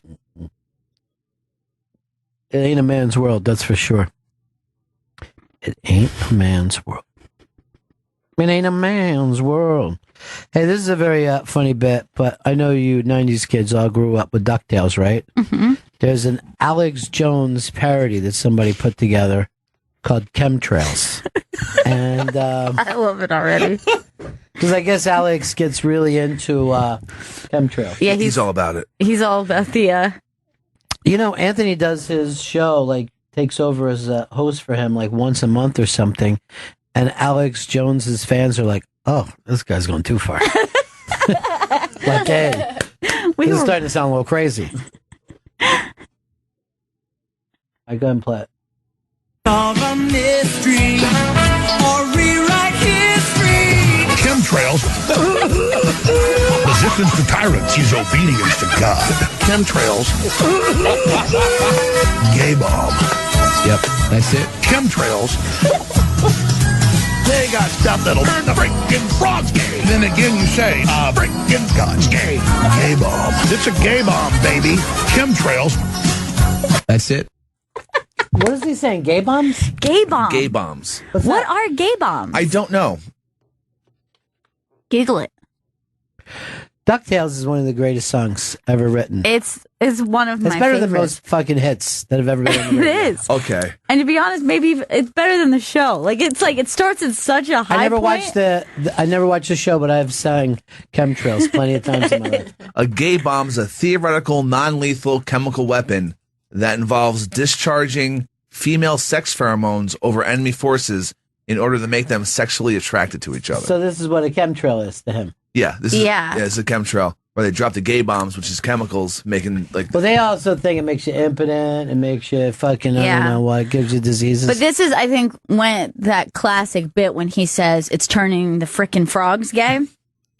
I think that he really thinks that they're releasing some sort of chemical in the water that's making people gayer than they once I were. think it's true, though. It's the answer to the pussification of America.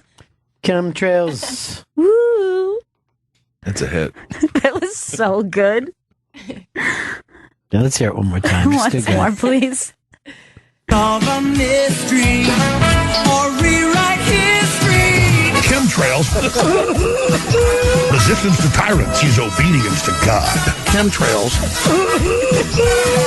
Gay bomb. Yep, that's it. Chemtrails. They got stuff that'll turn the freaking frogs gay. Then again you say, freaking God's gay. Gay bomb. It's a gay bomb, baby. Chemtrails. That's it. It's a great song. It's so good. He's crazy if he doesn't use this as his own song.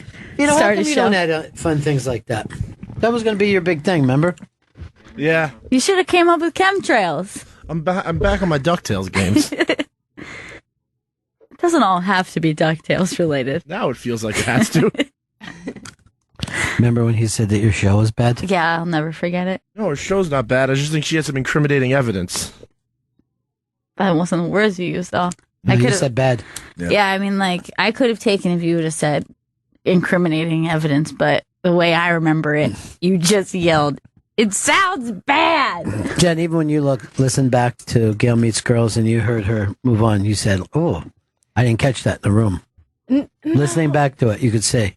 I feel like I want to listen. Because like when I listened back, it was like, wait, what are they talking about? And then I had to keep going back to it and being like, I guess maybe I could understand where he's coming from. But the evidence is muddled, is what she's saying. I think that's the way we're going to take it. Chemtrails. Chris, you don't have to play middle child here. Chemtrails. The freaking frog's gay. And then does it say makes God gay? Yeah. What was the first time? Was the first one that anyone ever did was like George Bush doing, in the name of love or some U2 song? W, right? Yeah. Yeah. I think that was it. And that was the first time I ever saw anyone put all that kind of shit together. Remember that time Vito was going to try to do jokes that way and then just stopped? I think it was it didn't work out. Without music, it was not an easy thing to pull off. Yeah, it was hard to put it together with no like tracking song in the background. Chemtrails would have worked perfectly. I know. Why didn't you just go with chemtrails? Everyone knows about chemtrails. I wish I knew about chemtrails. Infowars, dude. Like, for example, you could have said, I know we were talking about jokes, but I got chemtrails. We would have been like, yeah. Vito, where are you going for your pizza day tonight? Where do you go? I really like Coronets on the Upper West Side. You know why? Because it's giant. Because every slice that they have is like 2 or 3 slices. And here's the problem. You're sitting there with like a blanket of pizza and you're trying to eat it. And I'm not going to say it's bad pizza, but it's standard pizza. I think it's good for its size and like... It's good for its size. You just want a good slice of pizza. Saying something that's good for its size kind of means it's not that good. Well, New York pizza's been overcluttered with dollar pizza now, so it's like a lot harder to find actual good pizza I places. agree with you. I think if you want to find good Go to pizza, Brooklyn. you're going to go to Brooklyn. You're going to go to Jersey because a lot of people move to Jersey, and you're going to go to Long Island. Yeah. Jersey has a lot of really good pizza. Yeah, no kidding. Now, a lot of people are telling me Pizza Supreme near Madison Square Garden. You ever been there, Chris? I have not, no. Look at the size of that fucking slice. That's no, ridiculous. thank you. Vito, don't go there.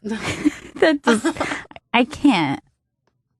That's his idea of a good pizza, a big pizza. I've only done like that once. There was a place in DC that was supposed to be like, oh, this is the best pizza, and they have like ridiculous jumbo slices. I found it very difficult to eat. Yeah. And the whole time I was like, it's just a big pizza. I mean, it's okay, but it's just a big pizza. They're me-sized.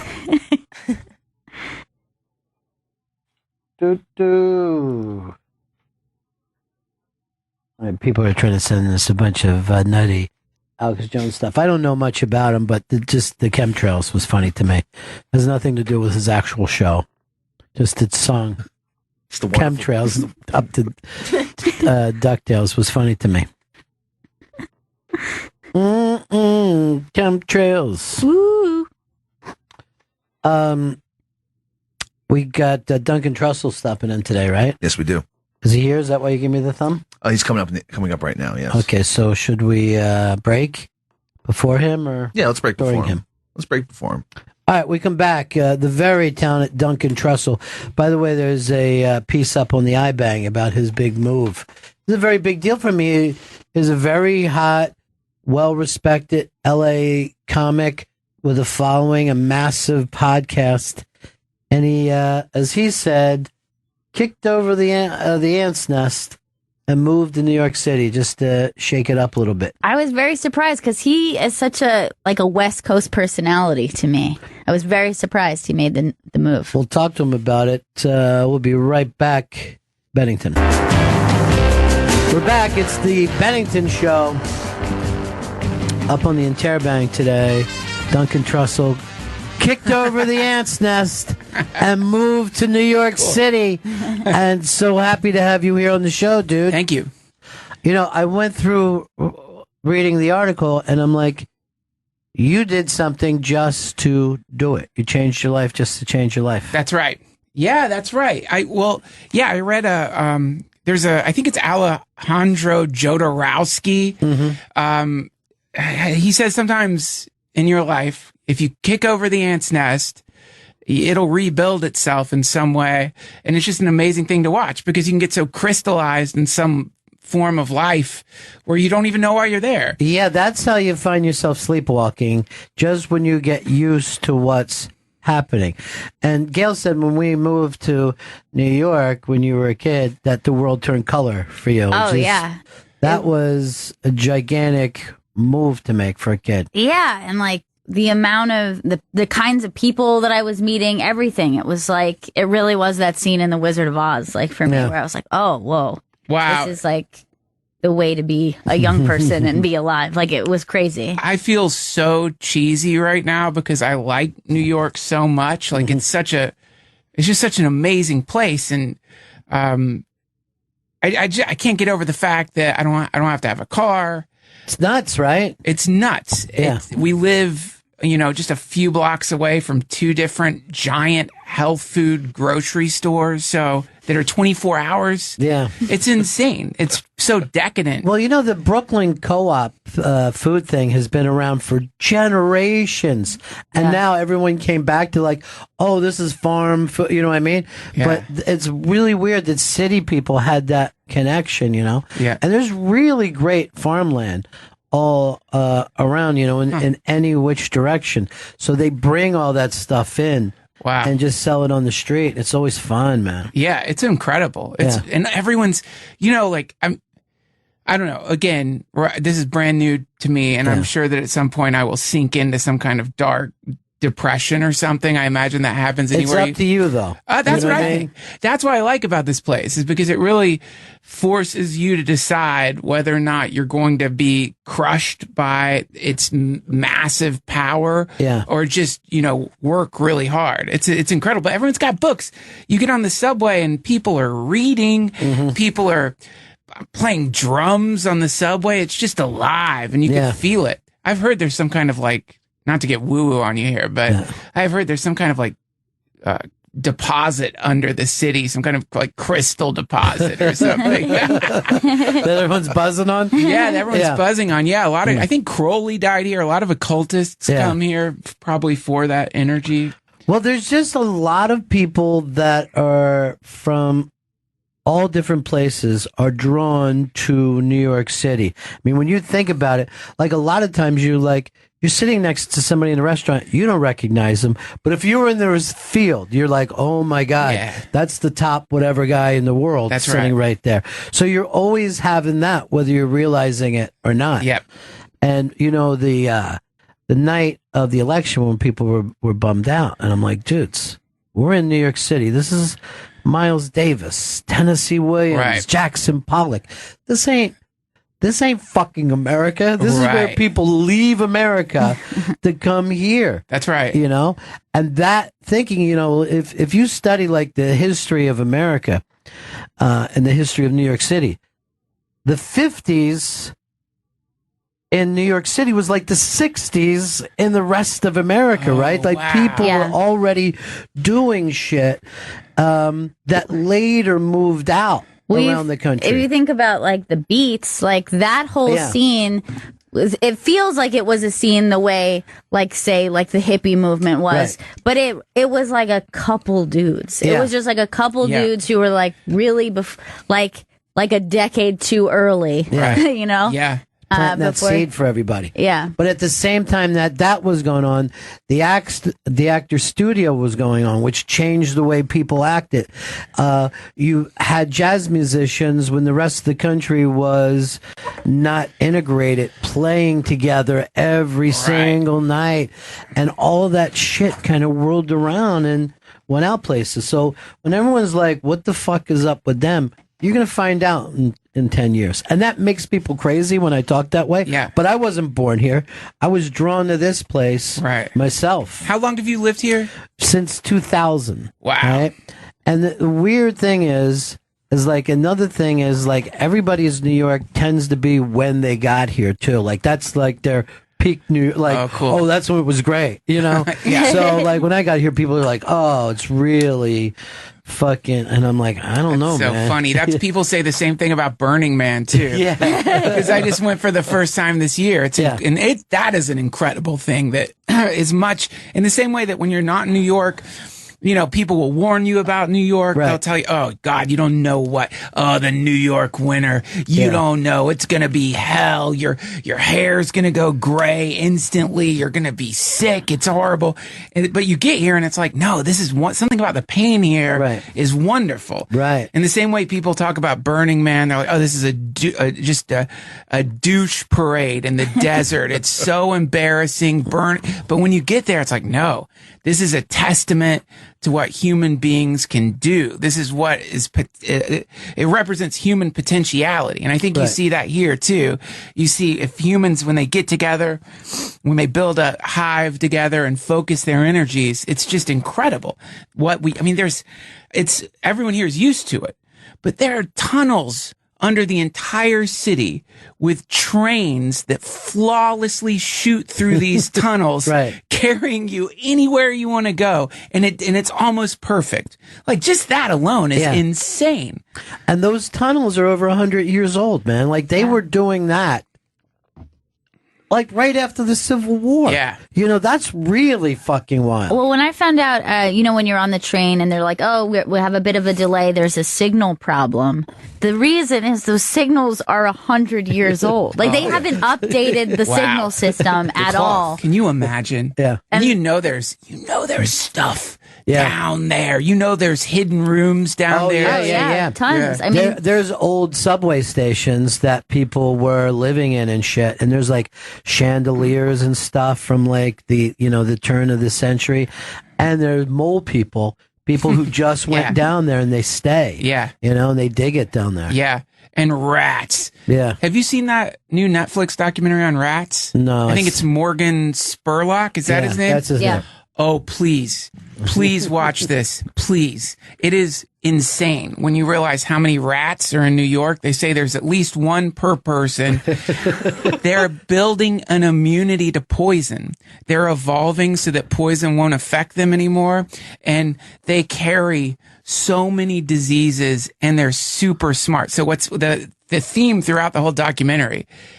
All the exterminators, anyone who has to deal with rats, they all have this weird respect for the rats because they're so smart. For example, if you put out poison, the rats will send a weaker rat in to eat the poison. And if it dies, they pee on the poison so the other rats know not to eat it. They're that smart. They're that smart. And when you look, I've now, thanks to this documentary, I pay attention to the rats in the subways. They're living in The Walking Dead. Like if you watch them, they're in pure survival mode because every moment of their lives is one where they could possibly get crushed by these lumbering monkey descendant giants that are at war with them. So they act like that, like in our peaceful, happy world. If you look at the rats, they're like looking around trash cans, diving into the shadows. It's amazing. Yeah. I always thought it's strange, like, if you pay attention to them, like, you can tell when the train is coming because they'll start to all react.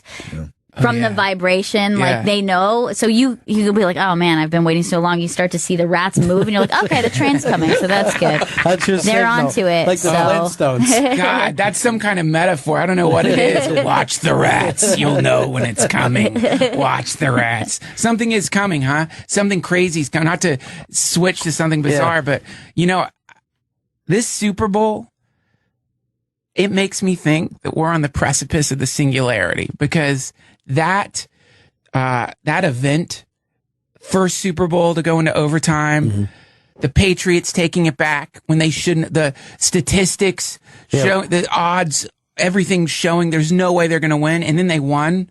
I think, anyway, I don't know. I don't mean to go crazy on you here, man, but I love when you talk this way. So listen, this is why one of the things Terrence McKenna said is, that as we get closer to the singularity, the apocalypse, the strange attractor at the end of time, as he called it, the end of history, some momentous, catastrophic / harmonizing event at the end of time, we're going to start seeing novelty events. Like this is the first time we ever saw that. That never happened before.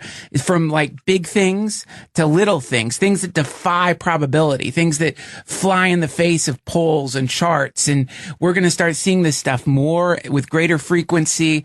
And I think that's what the Super Bowl was. I think the Super Bowl is yet another insane event that events like that are going to start happening more and more and more as we get closer and closer to this thing that we can all feel is sort of coming. Well, did you read this stuff about Steve Bannon and what he believes in with the fourth turning? Yeah, the fourth turning. I'm reading this thing and I'm like, this seems like the guy that Bruce Willis would try to stop in the last scene of any movie. No, what is the fourth turning? It's well, you do you want to describe it? Well, the thing is that there's a generational thing that happens like every 80 years, right? Right. Okay. And that the teaching that he follows is that all the institutions that existed before this event would be gone, and there's all new things. And his point was to make America ride this wave and come out on the top side of it, right? And the American, all the corporations that we have now will drop out, and So to kind of beat the system, like now we've seen this event happen and prepare for it, right? Yeah, to sort of melt everything down and reform it in a way that is going to make America great. Yeah. The fourth turning. It's so sinister. Yeah. It's so sinister. And but what's particularly sinister about it is Bannon, when he becomes apocalyptic in that way, though I don't know if he'd call it the apocalypse. He'd probably call it the blood coming out of the birth of a new America, then he joins the ranks of a lot of other people who are seeing a similar trend, who are seeing that we are on a train headed in the direction of some very difficult to predict event or series of events that is going to reshape the planet. So Bannon, I think he might be a little optimistic in thinking that he's going to come out on top of the fourth turning. It could be that the pressures being exerted by Trump and by the people resisting Trump are going to sort of open up a pathway where some other kind of leader emerges. Right. Someone that, who knows, it could be a hardcore socialist. There's a lot of people who are openly Marxist right now. Yeah. People who think that this is the death rattle of capitalism. Trump is like the final grasp of capitalism but that is, that's related to, I read, I'm not going to pretend like I understand Marx because it's super complicated. And I've read the Gulag Archipelago or parts of it. And that's terrifying what can happen, or at least what happened when they attempted to create a Marxist state, I guess. But Marx said that what's going to happen with capitalism is full automation. He predicted that a long time ago, that the wealthier people get, the more they're going to industrialize. His idea of it wasn't robots necessarily, or artificial intelligence, or all the things that we're seeing now. His idea was, I guess, more efficient factories to the point where you needed fewer human beings. Yeah. And this is happening. Sure. We're seeing this. They say that there's a book called Humans Need Not Apply. It says that within the next, 15 years, 20 years, maybe sooner, we will witness something like 42% of jobs just vanishing. 42% of jobs. So not just like jobs that could be easily automated, like fast food jobs or self-driving cars. So there goes the taxi drivers and the Ubers. But lawyers, middle-class jobs, any job that just requires an interpretation of legal code or any kind of code at all, that's going to be handled by an AI. I just saw the other day the stockbrokers, that they have these things that they're getting closer and closer, that your software program would do a much better job of picking stocks, because obviously they read patterns in a way that, so all these jobs that are considered high class jobs will also disappear. But the industrial stuff, see, I grew up in an industrial town just surrounded by it. And, ships used to come in and factories would be running 3 shifts. And it would look like just waves of people coming off ships, right? Waves of people coming out of the factories. Those same things, they have skeleton crews in them now. You see a ship on the East River, there's like 2 or 3 dudes on a ship. Yeah, there you go. That used to be fucking hundreds and hundreds of guys. There you go. Look at if you've seen videos of the Amazon ship warehouses, those weird, have you seen that? Yeah. The Roomba things with the shelves on it, and the Roombas drive up to a clerk who grabs the items. It's amazing. And it's interesting that no one is addressing this. Like, everyone is talking about, the current administration is talking about the threat of China or Iran or whatever, or the global threats or ISIS, but nobody is acknowledging the fact that we are so close to there being a kind of economic collapse unlike anything anyone's ever seen, just because there's no more jobs. Right. Our whole economy is based on work, on labor. Yeah. So when that becomes automated, what are we going to do? 46% unemployment because of machines? What do you do? Like, a basic income for people? Is that the idea? But will that work? Is that going to satisfy the human need to work? What happens at that point? I think that's a really interesting thing that we're dealing with. And then add to that the inevitability of some kind of AI, a true AI, an actual super intelligence emerging within some amount of time, and no one can really predict it. No one's talking about that. It'll be the day that it happens. It'll happen, boom, just like that. Like, it won't gradually become it, but when it becomes that thing, it's like that, and everybody is just like, Well, now the machines want me to go to sleep, I guess. You know That's what I right. mean? Like, yeah. But see, the thing is that I always love is that if you go back to all the original science fiction writers and you guys from in the 1800s, they were fucking warning us. Yeah. Before, they had toasters. They're like, watch out for the machines. Watch out for the robots. Yeah. Right away. But it's never slowed us down from building robots. No way. It's machines and aliens both. Fiction has always been telling us, do Right. not trust, or Right. Yeah. this will be the end of us. And That's what right. was it based on? You know what I mean? Like, is it... Maybe it's in our DNA to know that we had a temporary run at the top of the food chain, Yeah. A temporary run. That's right. I mean, we can just sense it. I think that there's no way to stop it, which is fascinating. No matter if there's no way to stop, no one's going to stop automating factories. No one's going to stop working on more efficient AI or more efficient robots. Dear God, did you see the new Hell machine that DARPA created? Yeah. The thing that like rolls and jumps. And I couldn't believe it. And it is actually built in design. It's intimidating. Like, Yes. like for something to do those exact maneuvers, like it's almost like the intimidation factor was a thought in designing it as a machine. It's really scary looking. It looks like something that is coming to like implement something sinister. That's a war machine. It looks like it. And yeah. when you look at sounds like I'm going on a tangent, but I'm not. If you look at the Lady Gaga Super Bowl performance, what the drones were doing. Yeah. If you look at those things, and I don't know if you saw this, but I guess I don't know which branch, the military, they now have some kind of blimp thing that will release drones over areas.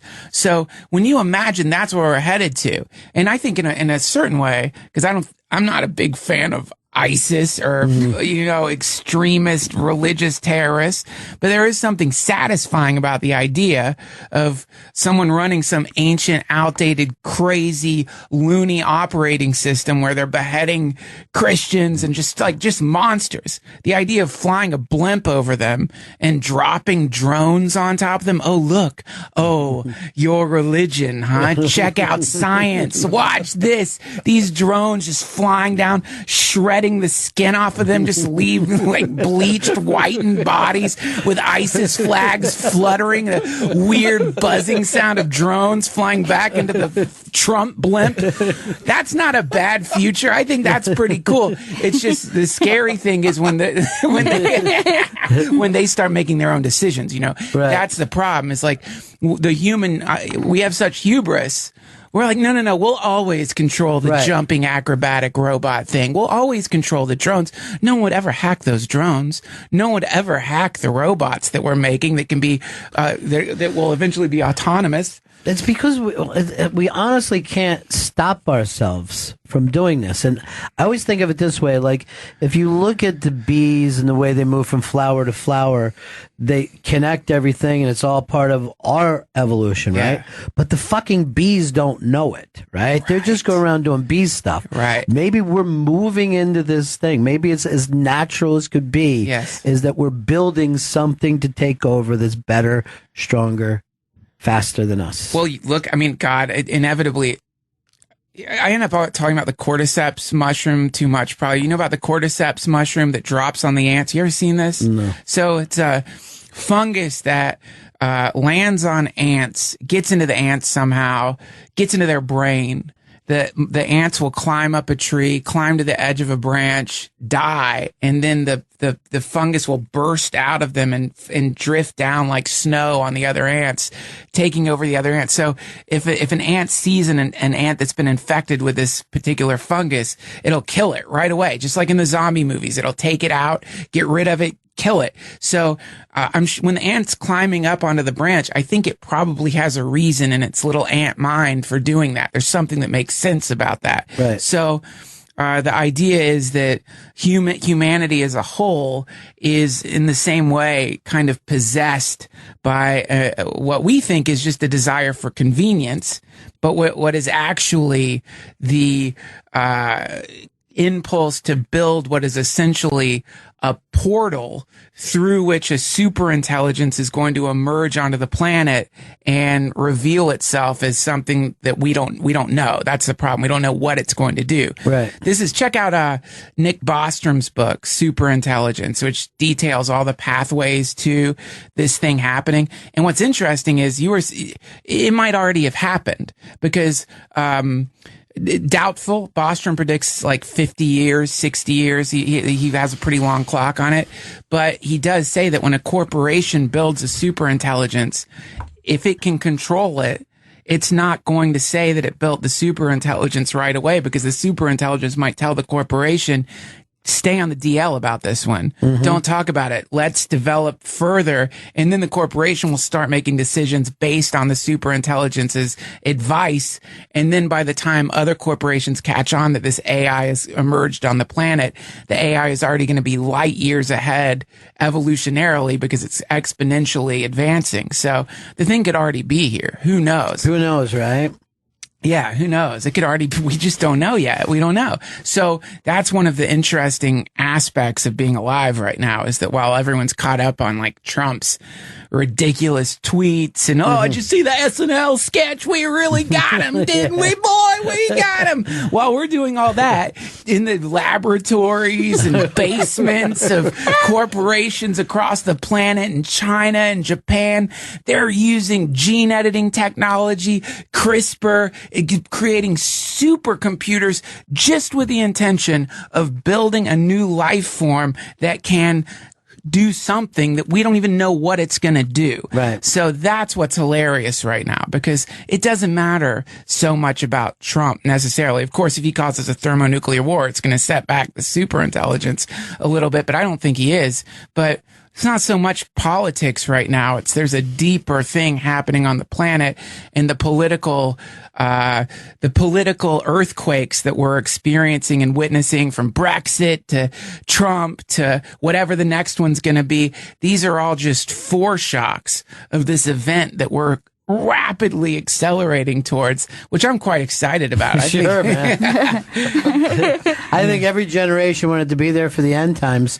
But yes. It's just, like you said, maybe it's something far different than what we've ever predicted, or maybe we knew it through Jump Street. Maybe all of our mythology was leading to us and we just weren't reading it properly. That's right. You know? Yeah, probably so. I mean, that's the other thing. People think that because here's what's really blows my mind. Everybody, remember December 21st, 2012? Yeah. Everybody freaking out over December 21st, 2012. Not everybody, but a lot of people, like the author Daniel Pinchbeck and Terrence McKenna and a lot of psychonauts, and people were saying, this is the end, man. December 21st, 2012.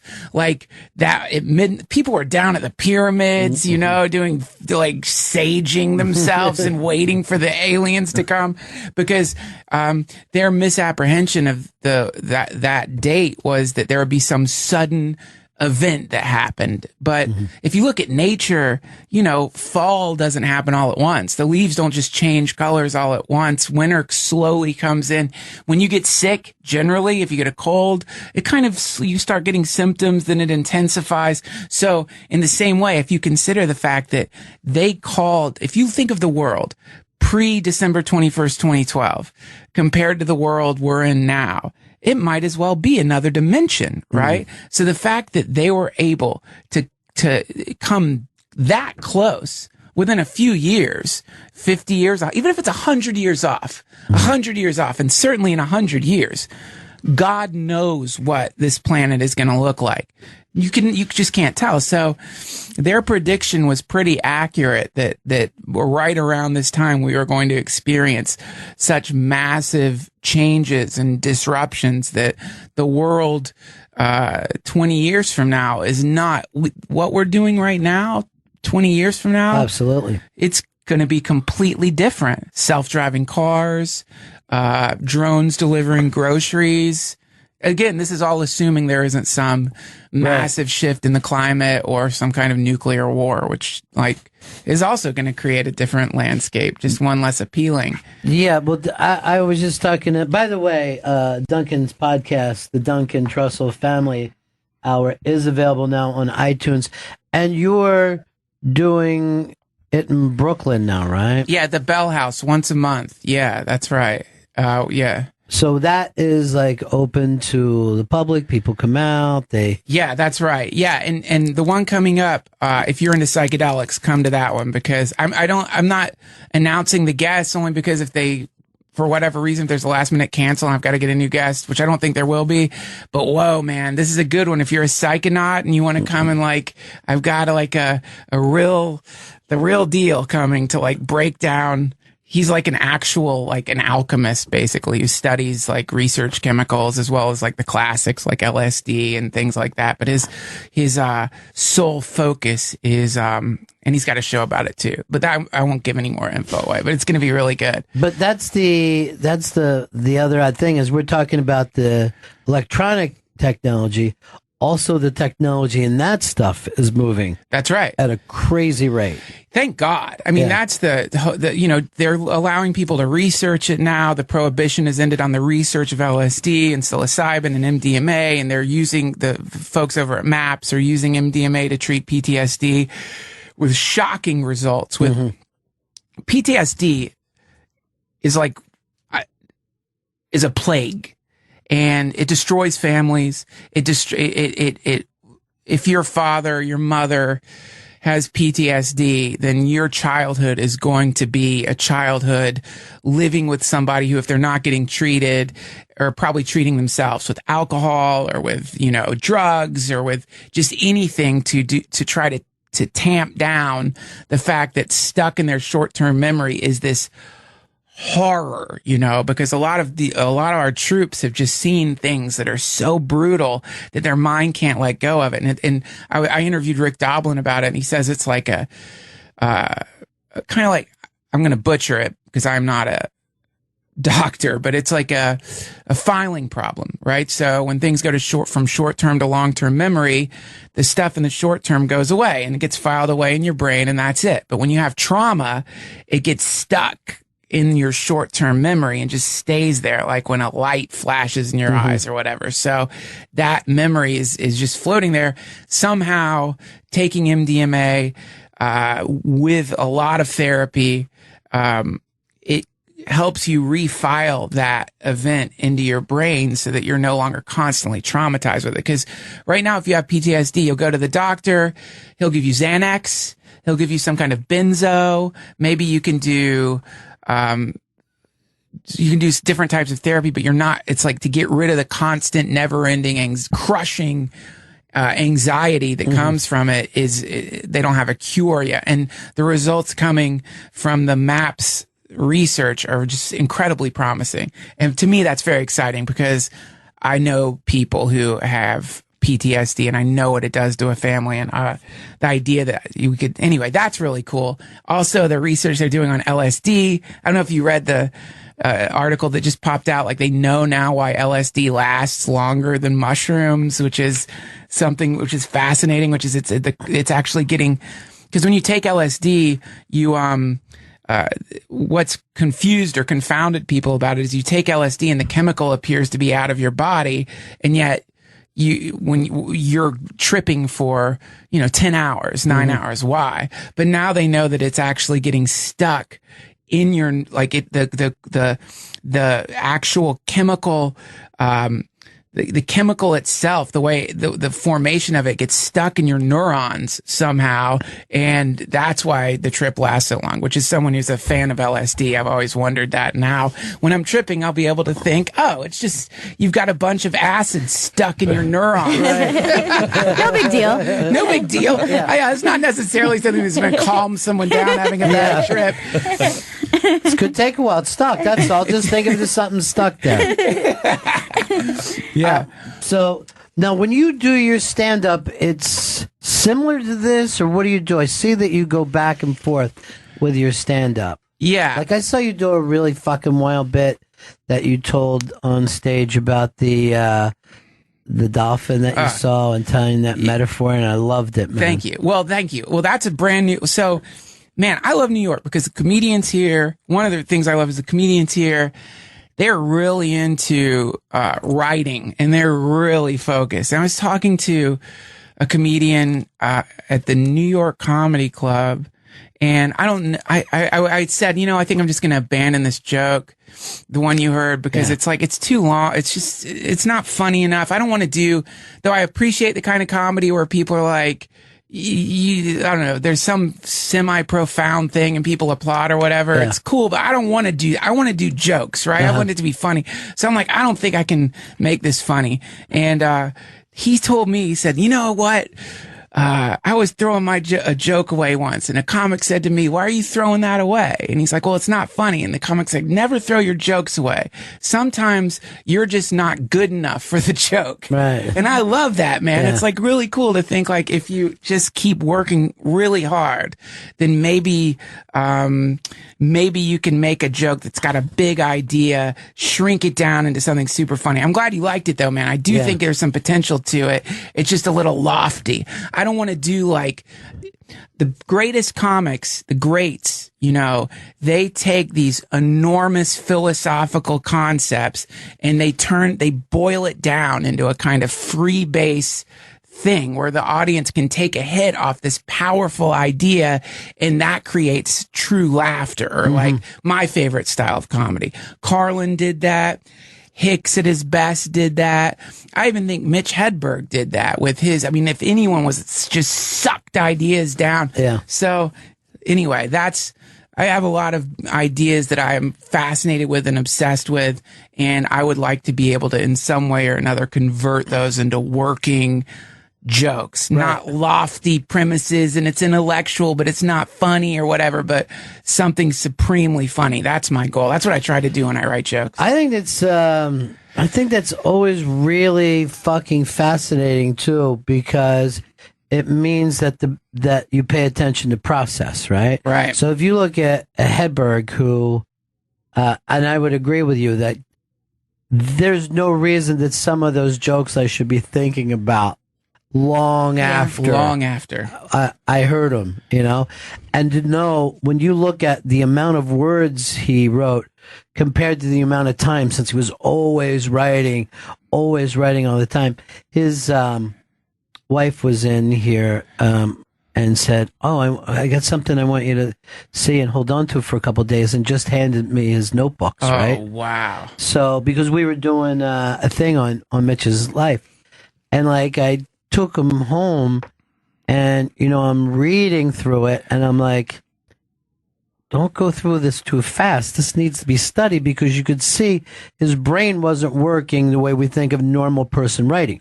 There was drawings in there was ideas, then there was like friends' phone numbers. Like he wasn't precious about it, and yet as you're reading through it, you're like, okay, this is different than the way I think, or I know that other people think, and that's what I think made him special. Yeah. Sure. Yeah. Well, that's when you try to like take what you learned in school and then apply it to your creative process, like you want to write in some kind of like logical way, like your brain works like that, when it just, at least I don't think it's not like, clearly Hedberg was like an alien or something. Like the fantasy is, okay, he's an alien, or he's some kind of, whenever I've been around the supremely funny people, Zach Galifianakis comes to mind, where people who are like outputting the funniest thing in every moment, like it's just every moment they'll happen to effortlessly say the funniest thing, and it's brilliant, incredible. And so there's two ways to look at that. You could think to yourself, okay, that's a genetic thing, or their brain works differently from my brain.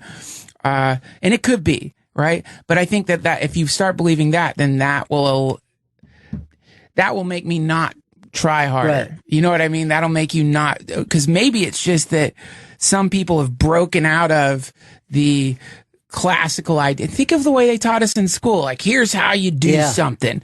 Come up with your thesis statement, write that out. Here's your thesis statement, and then develop it and have a conclusion at the end of the thing. It's like the most, no one brain.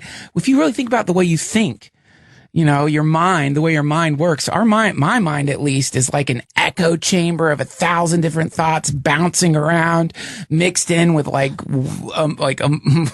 like depending on how high I am, like huge blasts of anxiety and paranoia, and then like awe at the world. There's no order there, right? You know. So then to pluck from that like shotgun scatter of the multiplicity of thoughts that are whirling around in any human's mind at any given moment, that's when it becomes, this is what David Lynch calls a fishing. You're basically on a fishing expedition in your own consciousness where you're trying to pull out of that swarm of, or schools of weird thought, some particularly juicy, incredible, interesting thought. And then you take that, and from that, hopefully you can unfold what, depending on what your particular craft is or art form is, you can unfold a joke, a painting, a book, whatever, you know? But to go back to what you were saying about Mitch, like, it's weird because you could say that he, like, the way I think of him is almost kind of like vibrating on a different wavelength than everybody else. It's strange that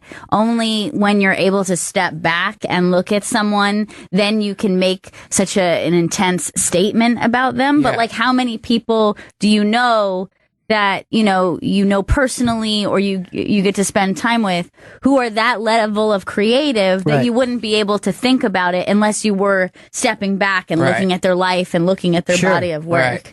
Yeah. Well, you know, the thing about Mitch is he found out whatever the Mitch way was, right? That's the real interesting thing there, is that he found maybe maybe he's the only person who needed to think that way. No, you know, maybe it isn't something that's learned, but you take the example of this Tiguafto. But I was thinking about when we had Eugene Levy and Catherine O'Hara, and we're like, oh man, you were with Marty Short and Belushi, and they didn't know it, right? They were just all fucking kids together. Yeah. And they still don't get it. They're like, oh yeah, those were fun times, you know? God, how sad would it be if like any of those people in the midst of their like creative exuberance were somehow aware of how incredible their minds were. Like when they sat down to write, they're like, oh, here we go again. Golden eggs. I'm laying golden eggs with every sentence. No, it's not like that. It's just you know, if you can get out of your own way. I like what you're saying, the Mitch way, you know, and there's a, Christ, I wish I could remember his name. He's like a science fiction writer. Oh God, he's so good. But he wrote a series of essays, and in the prologue, he wrote, if I were going to be an essayist, this is the way I would write essays. But it's not the way you write essays, and I'm aware of that. But this is how I would do it. And I know this isn't perfect. Like, it started off in this cool. So I think that I love that, like, it's such an easy trap to fall into. You see Mitch, look at his notebook, and you think, okay, this is how it's done.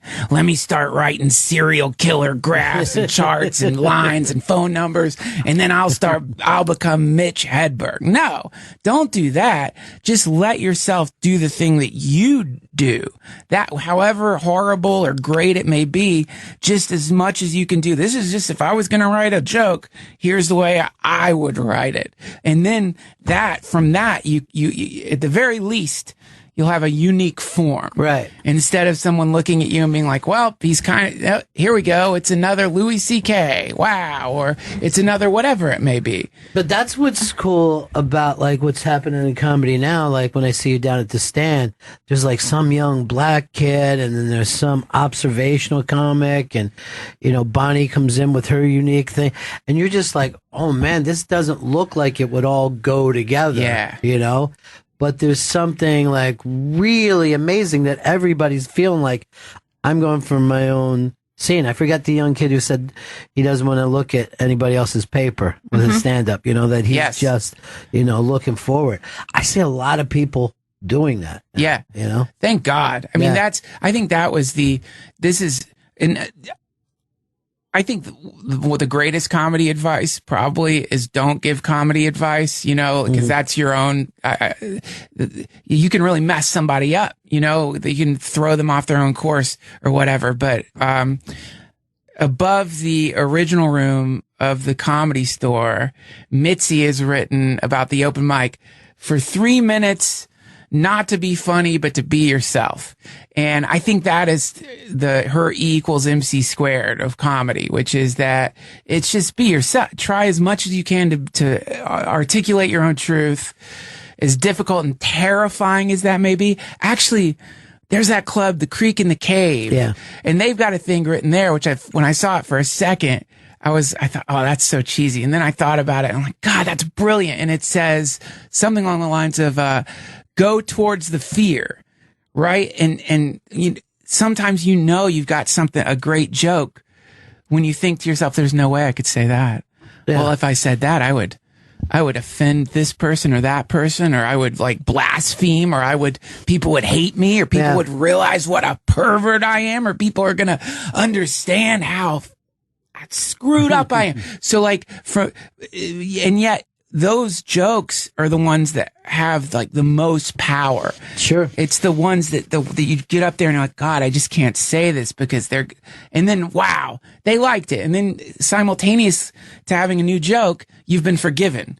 You get this like incredible moment of realizing like, oh my God, by revealing that dark part of myself, I have been forgiven by humanity through their laughter. And I think that's the redemptive quality of stand up. It heals. So, people say, oh, the laughter heals the audience. No, well, I hope so. But really, it heals the comic, you know, if you're revealing your darkest truth up there. And then you realize that's not dark at all. We're all heathens. Right. Humans are all heathens. We're monkey descendants, The Creek in the Cave is always an interesting thing to me because Rebecca is one of those people who, and you brought up what Mitzi did, in the 70s. One of those people was like, I'm going to make this scene, right? Yeah. And she's doing it with like a lot of young people and a lot of people, you're like, man, why does she even let them get up? That fucking guy's weird. But, you know what I mean? Like, there's some like, they're wasting a little time here. You know, this isn't, but there's something so great about people that can go in and touch so many other artists, Yeah, and then we see that so much, like when we're looking at music, like there always has to be that nurturing personality. Right. Maybe not even nurturing. Like if you look at Bill Graham in San Francisco Rock, everyone says he was a dick. Right. You know what I mean? But he's like, no, get up, do your fucking scene, do it this way. Well, there's probably different ways to approach it. Like you could try it as being nurturing, or you could be like, hey, this is our standards. If you don't meet these standards, you don't make it. But whatever it is, you're kind of forming it. Right. And in that way, you are being creative. Right. Like you are creating something in that way. Mitzi would be, when she first met a comedian, the first time you'd meet her, because you would hear about her, and you'd be like, watch out, man. That is a ferocious being. And she really did exude, she had power, man. Like she was, I've only seen things like that with like spiritual teachers, like Ram Dass or people. Like I've never seen that kind of energy field coming out of a being before, but she loved comedians. And when they would initially meet, it was so sweet. She'd be like, oh, you're so funny. Oh, you're great. Or someone would come by, I can remember sitting with her once by the bar, and this young comic comes in and he's like, Mitzi, I'm a comedian from Indiana. And she looks at him with the most beaming smile. And she's like, oh, you come on the open mic on Sunday, honey, and you 3 minutes and we'll see.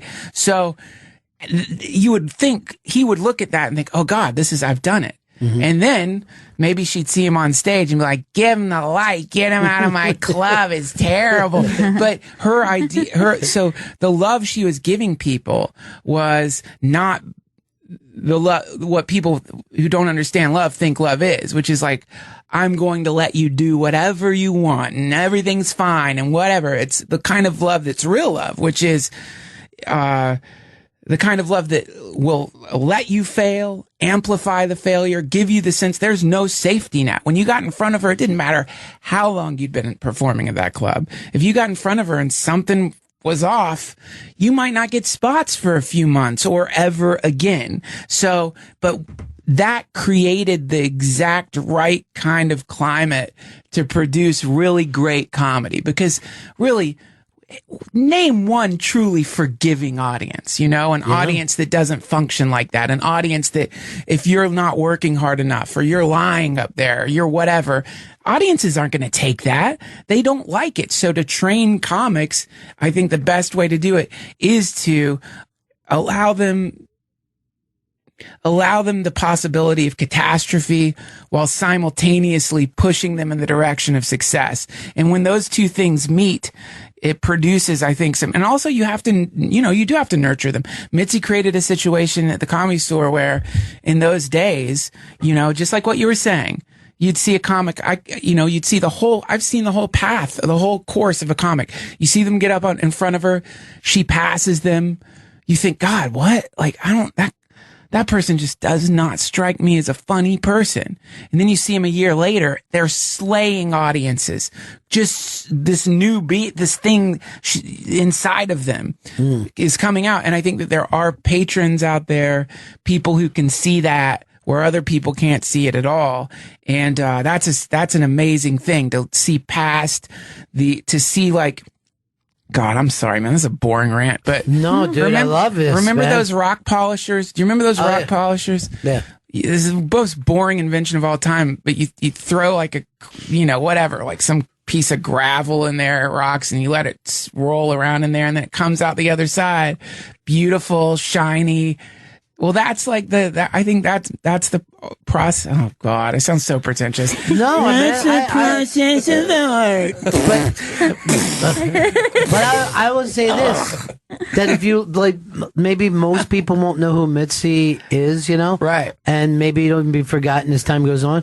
But she's probably just as important as Richard Pryor. You know what I mean? Like literally just as important to the whole thing. And those people don't always get remembered those ways, and those stories don't always, like the stories that you're telling don't always get retold. No. But it changes things for everybody, because that makes some kid in Indiana go, I'm going to move to fucking LA. Yeah. I'm going to move to New York. I'm going to see what happens. Yeah. Dude, we ran over hours so fast, but always welcome here. And Thank I'm you, so sir. fucking excited that you're in New York City, man. Oh, we can curse? Yes. God damn it, man. The whole time I'm like, well, that's better anyway. Hey, man, thank you. It means a lot that you guys are so welcoming to me. It really, anytime I see you at the stand and you're so cool, man, it really does mean a lot. So thank you so much for letting me come on. It's so fun chatting with you. Same here. And what is it, Chris? Oh, Duncan's article on the Interbank. Duncan Trussell kicked over the ants nest and moved to New York City.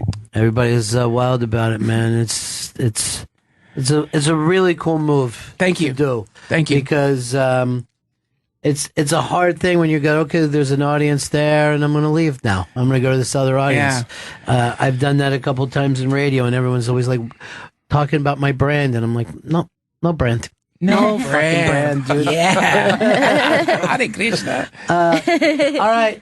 Anything else we need to plug, Chris? Oh, the Joel McHale Town Hall. That's happening next Friday, February 17th at 3 p.m. here at the Sirius XM studios. Go to theinterbank.com for a chance at free tickets. All right. That's it for us. Stay warm, everybody, and we'll see you again in 1974. Ladies and gentlemen, the evening is over. We hope you all enjoyed yourselves, and we'll see you all again in 1974. Good evening!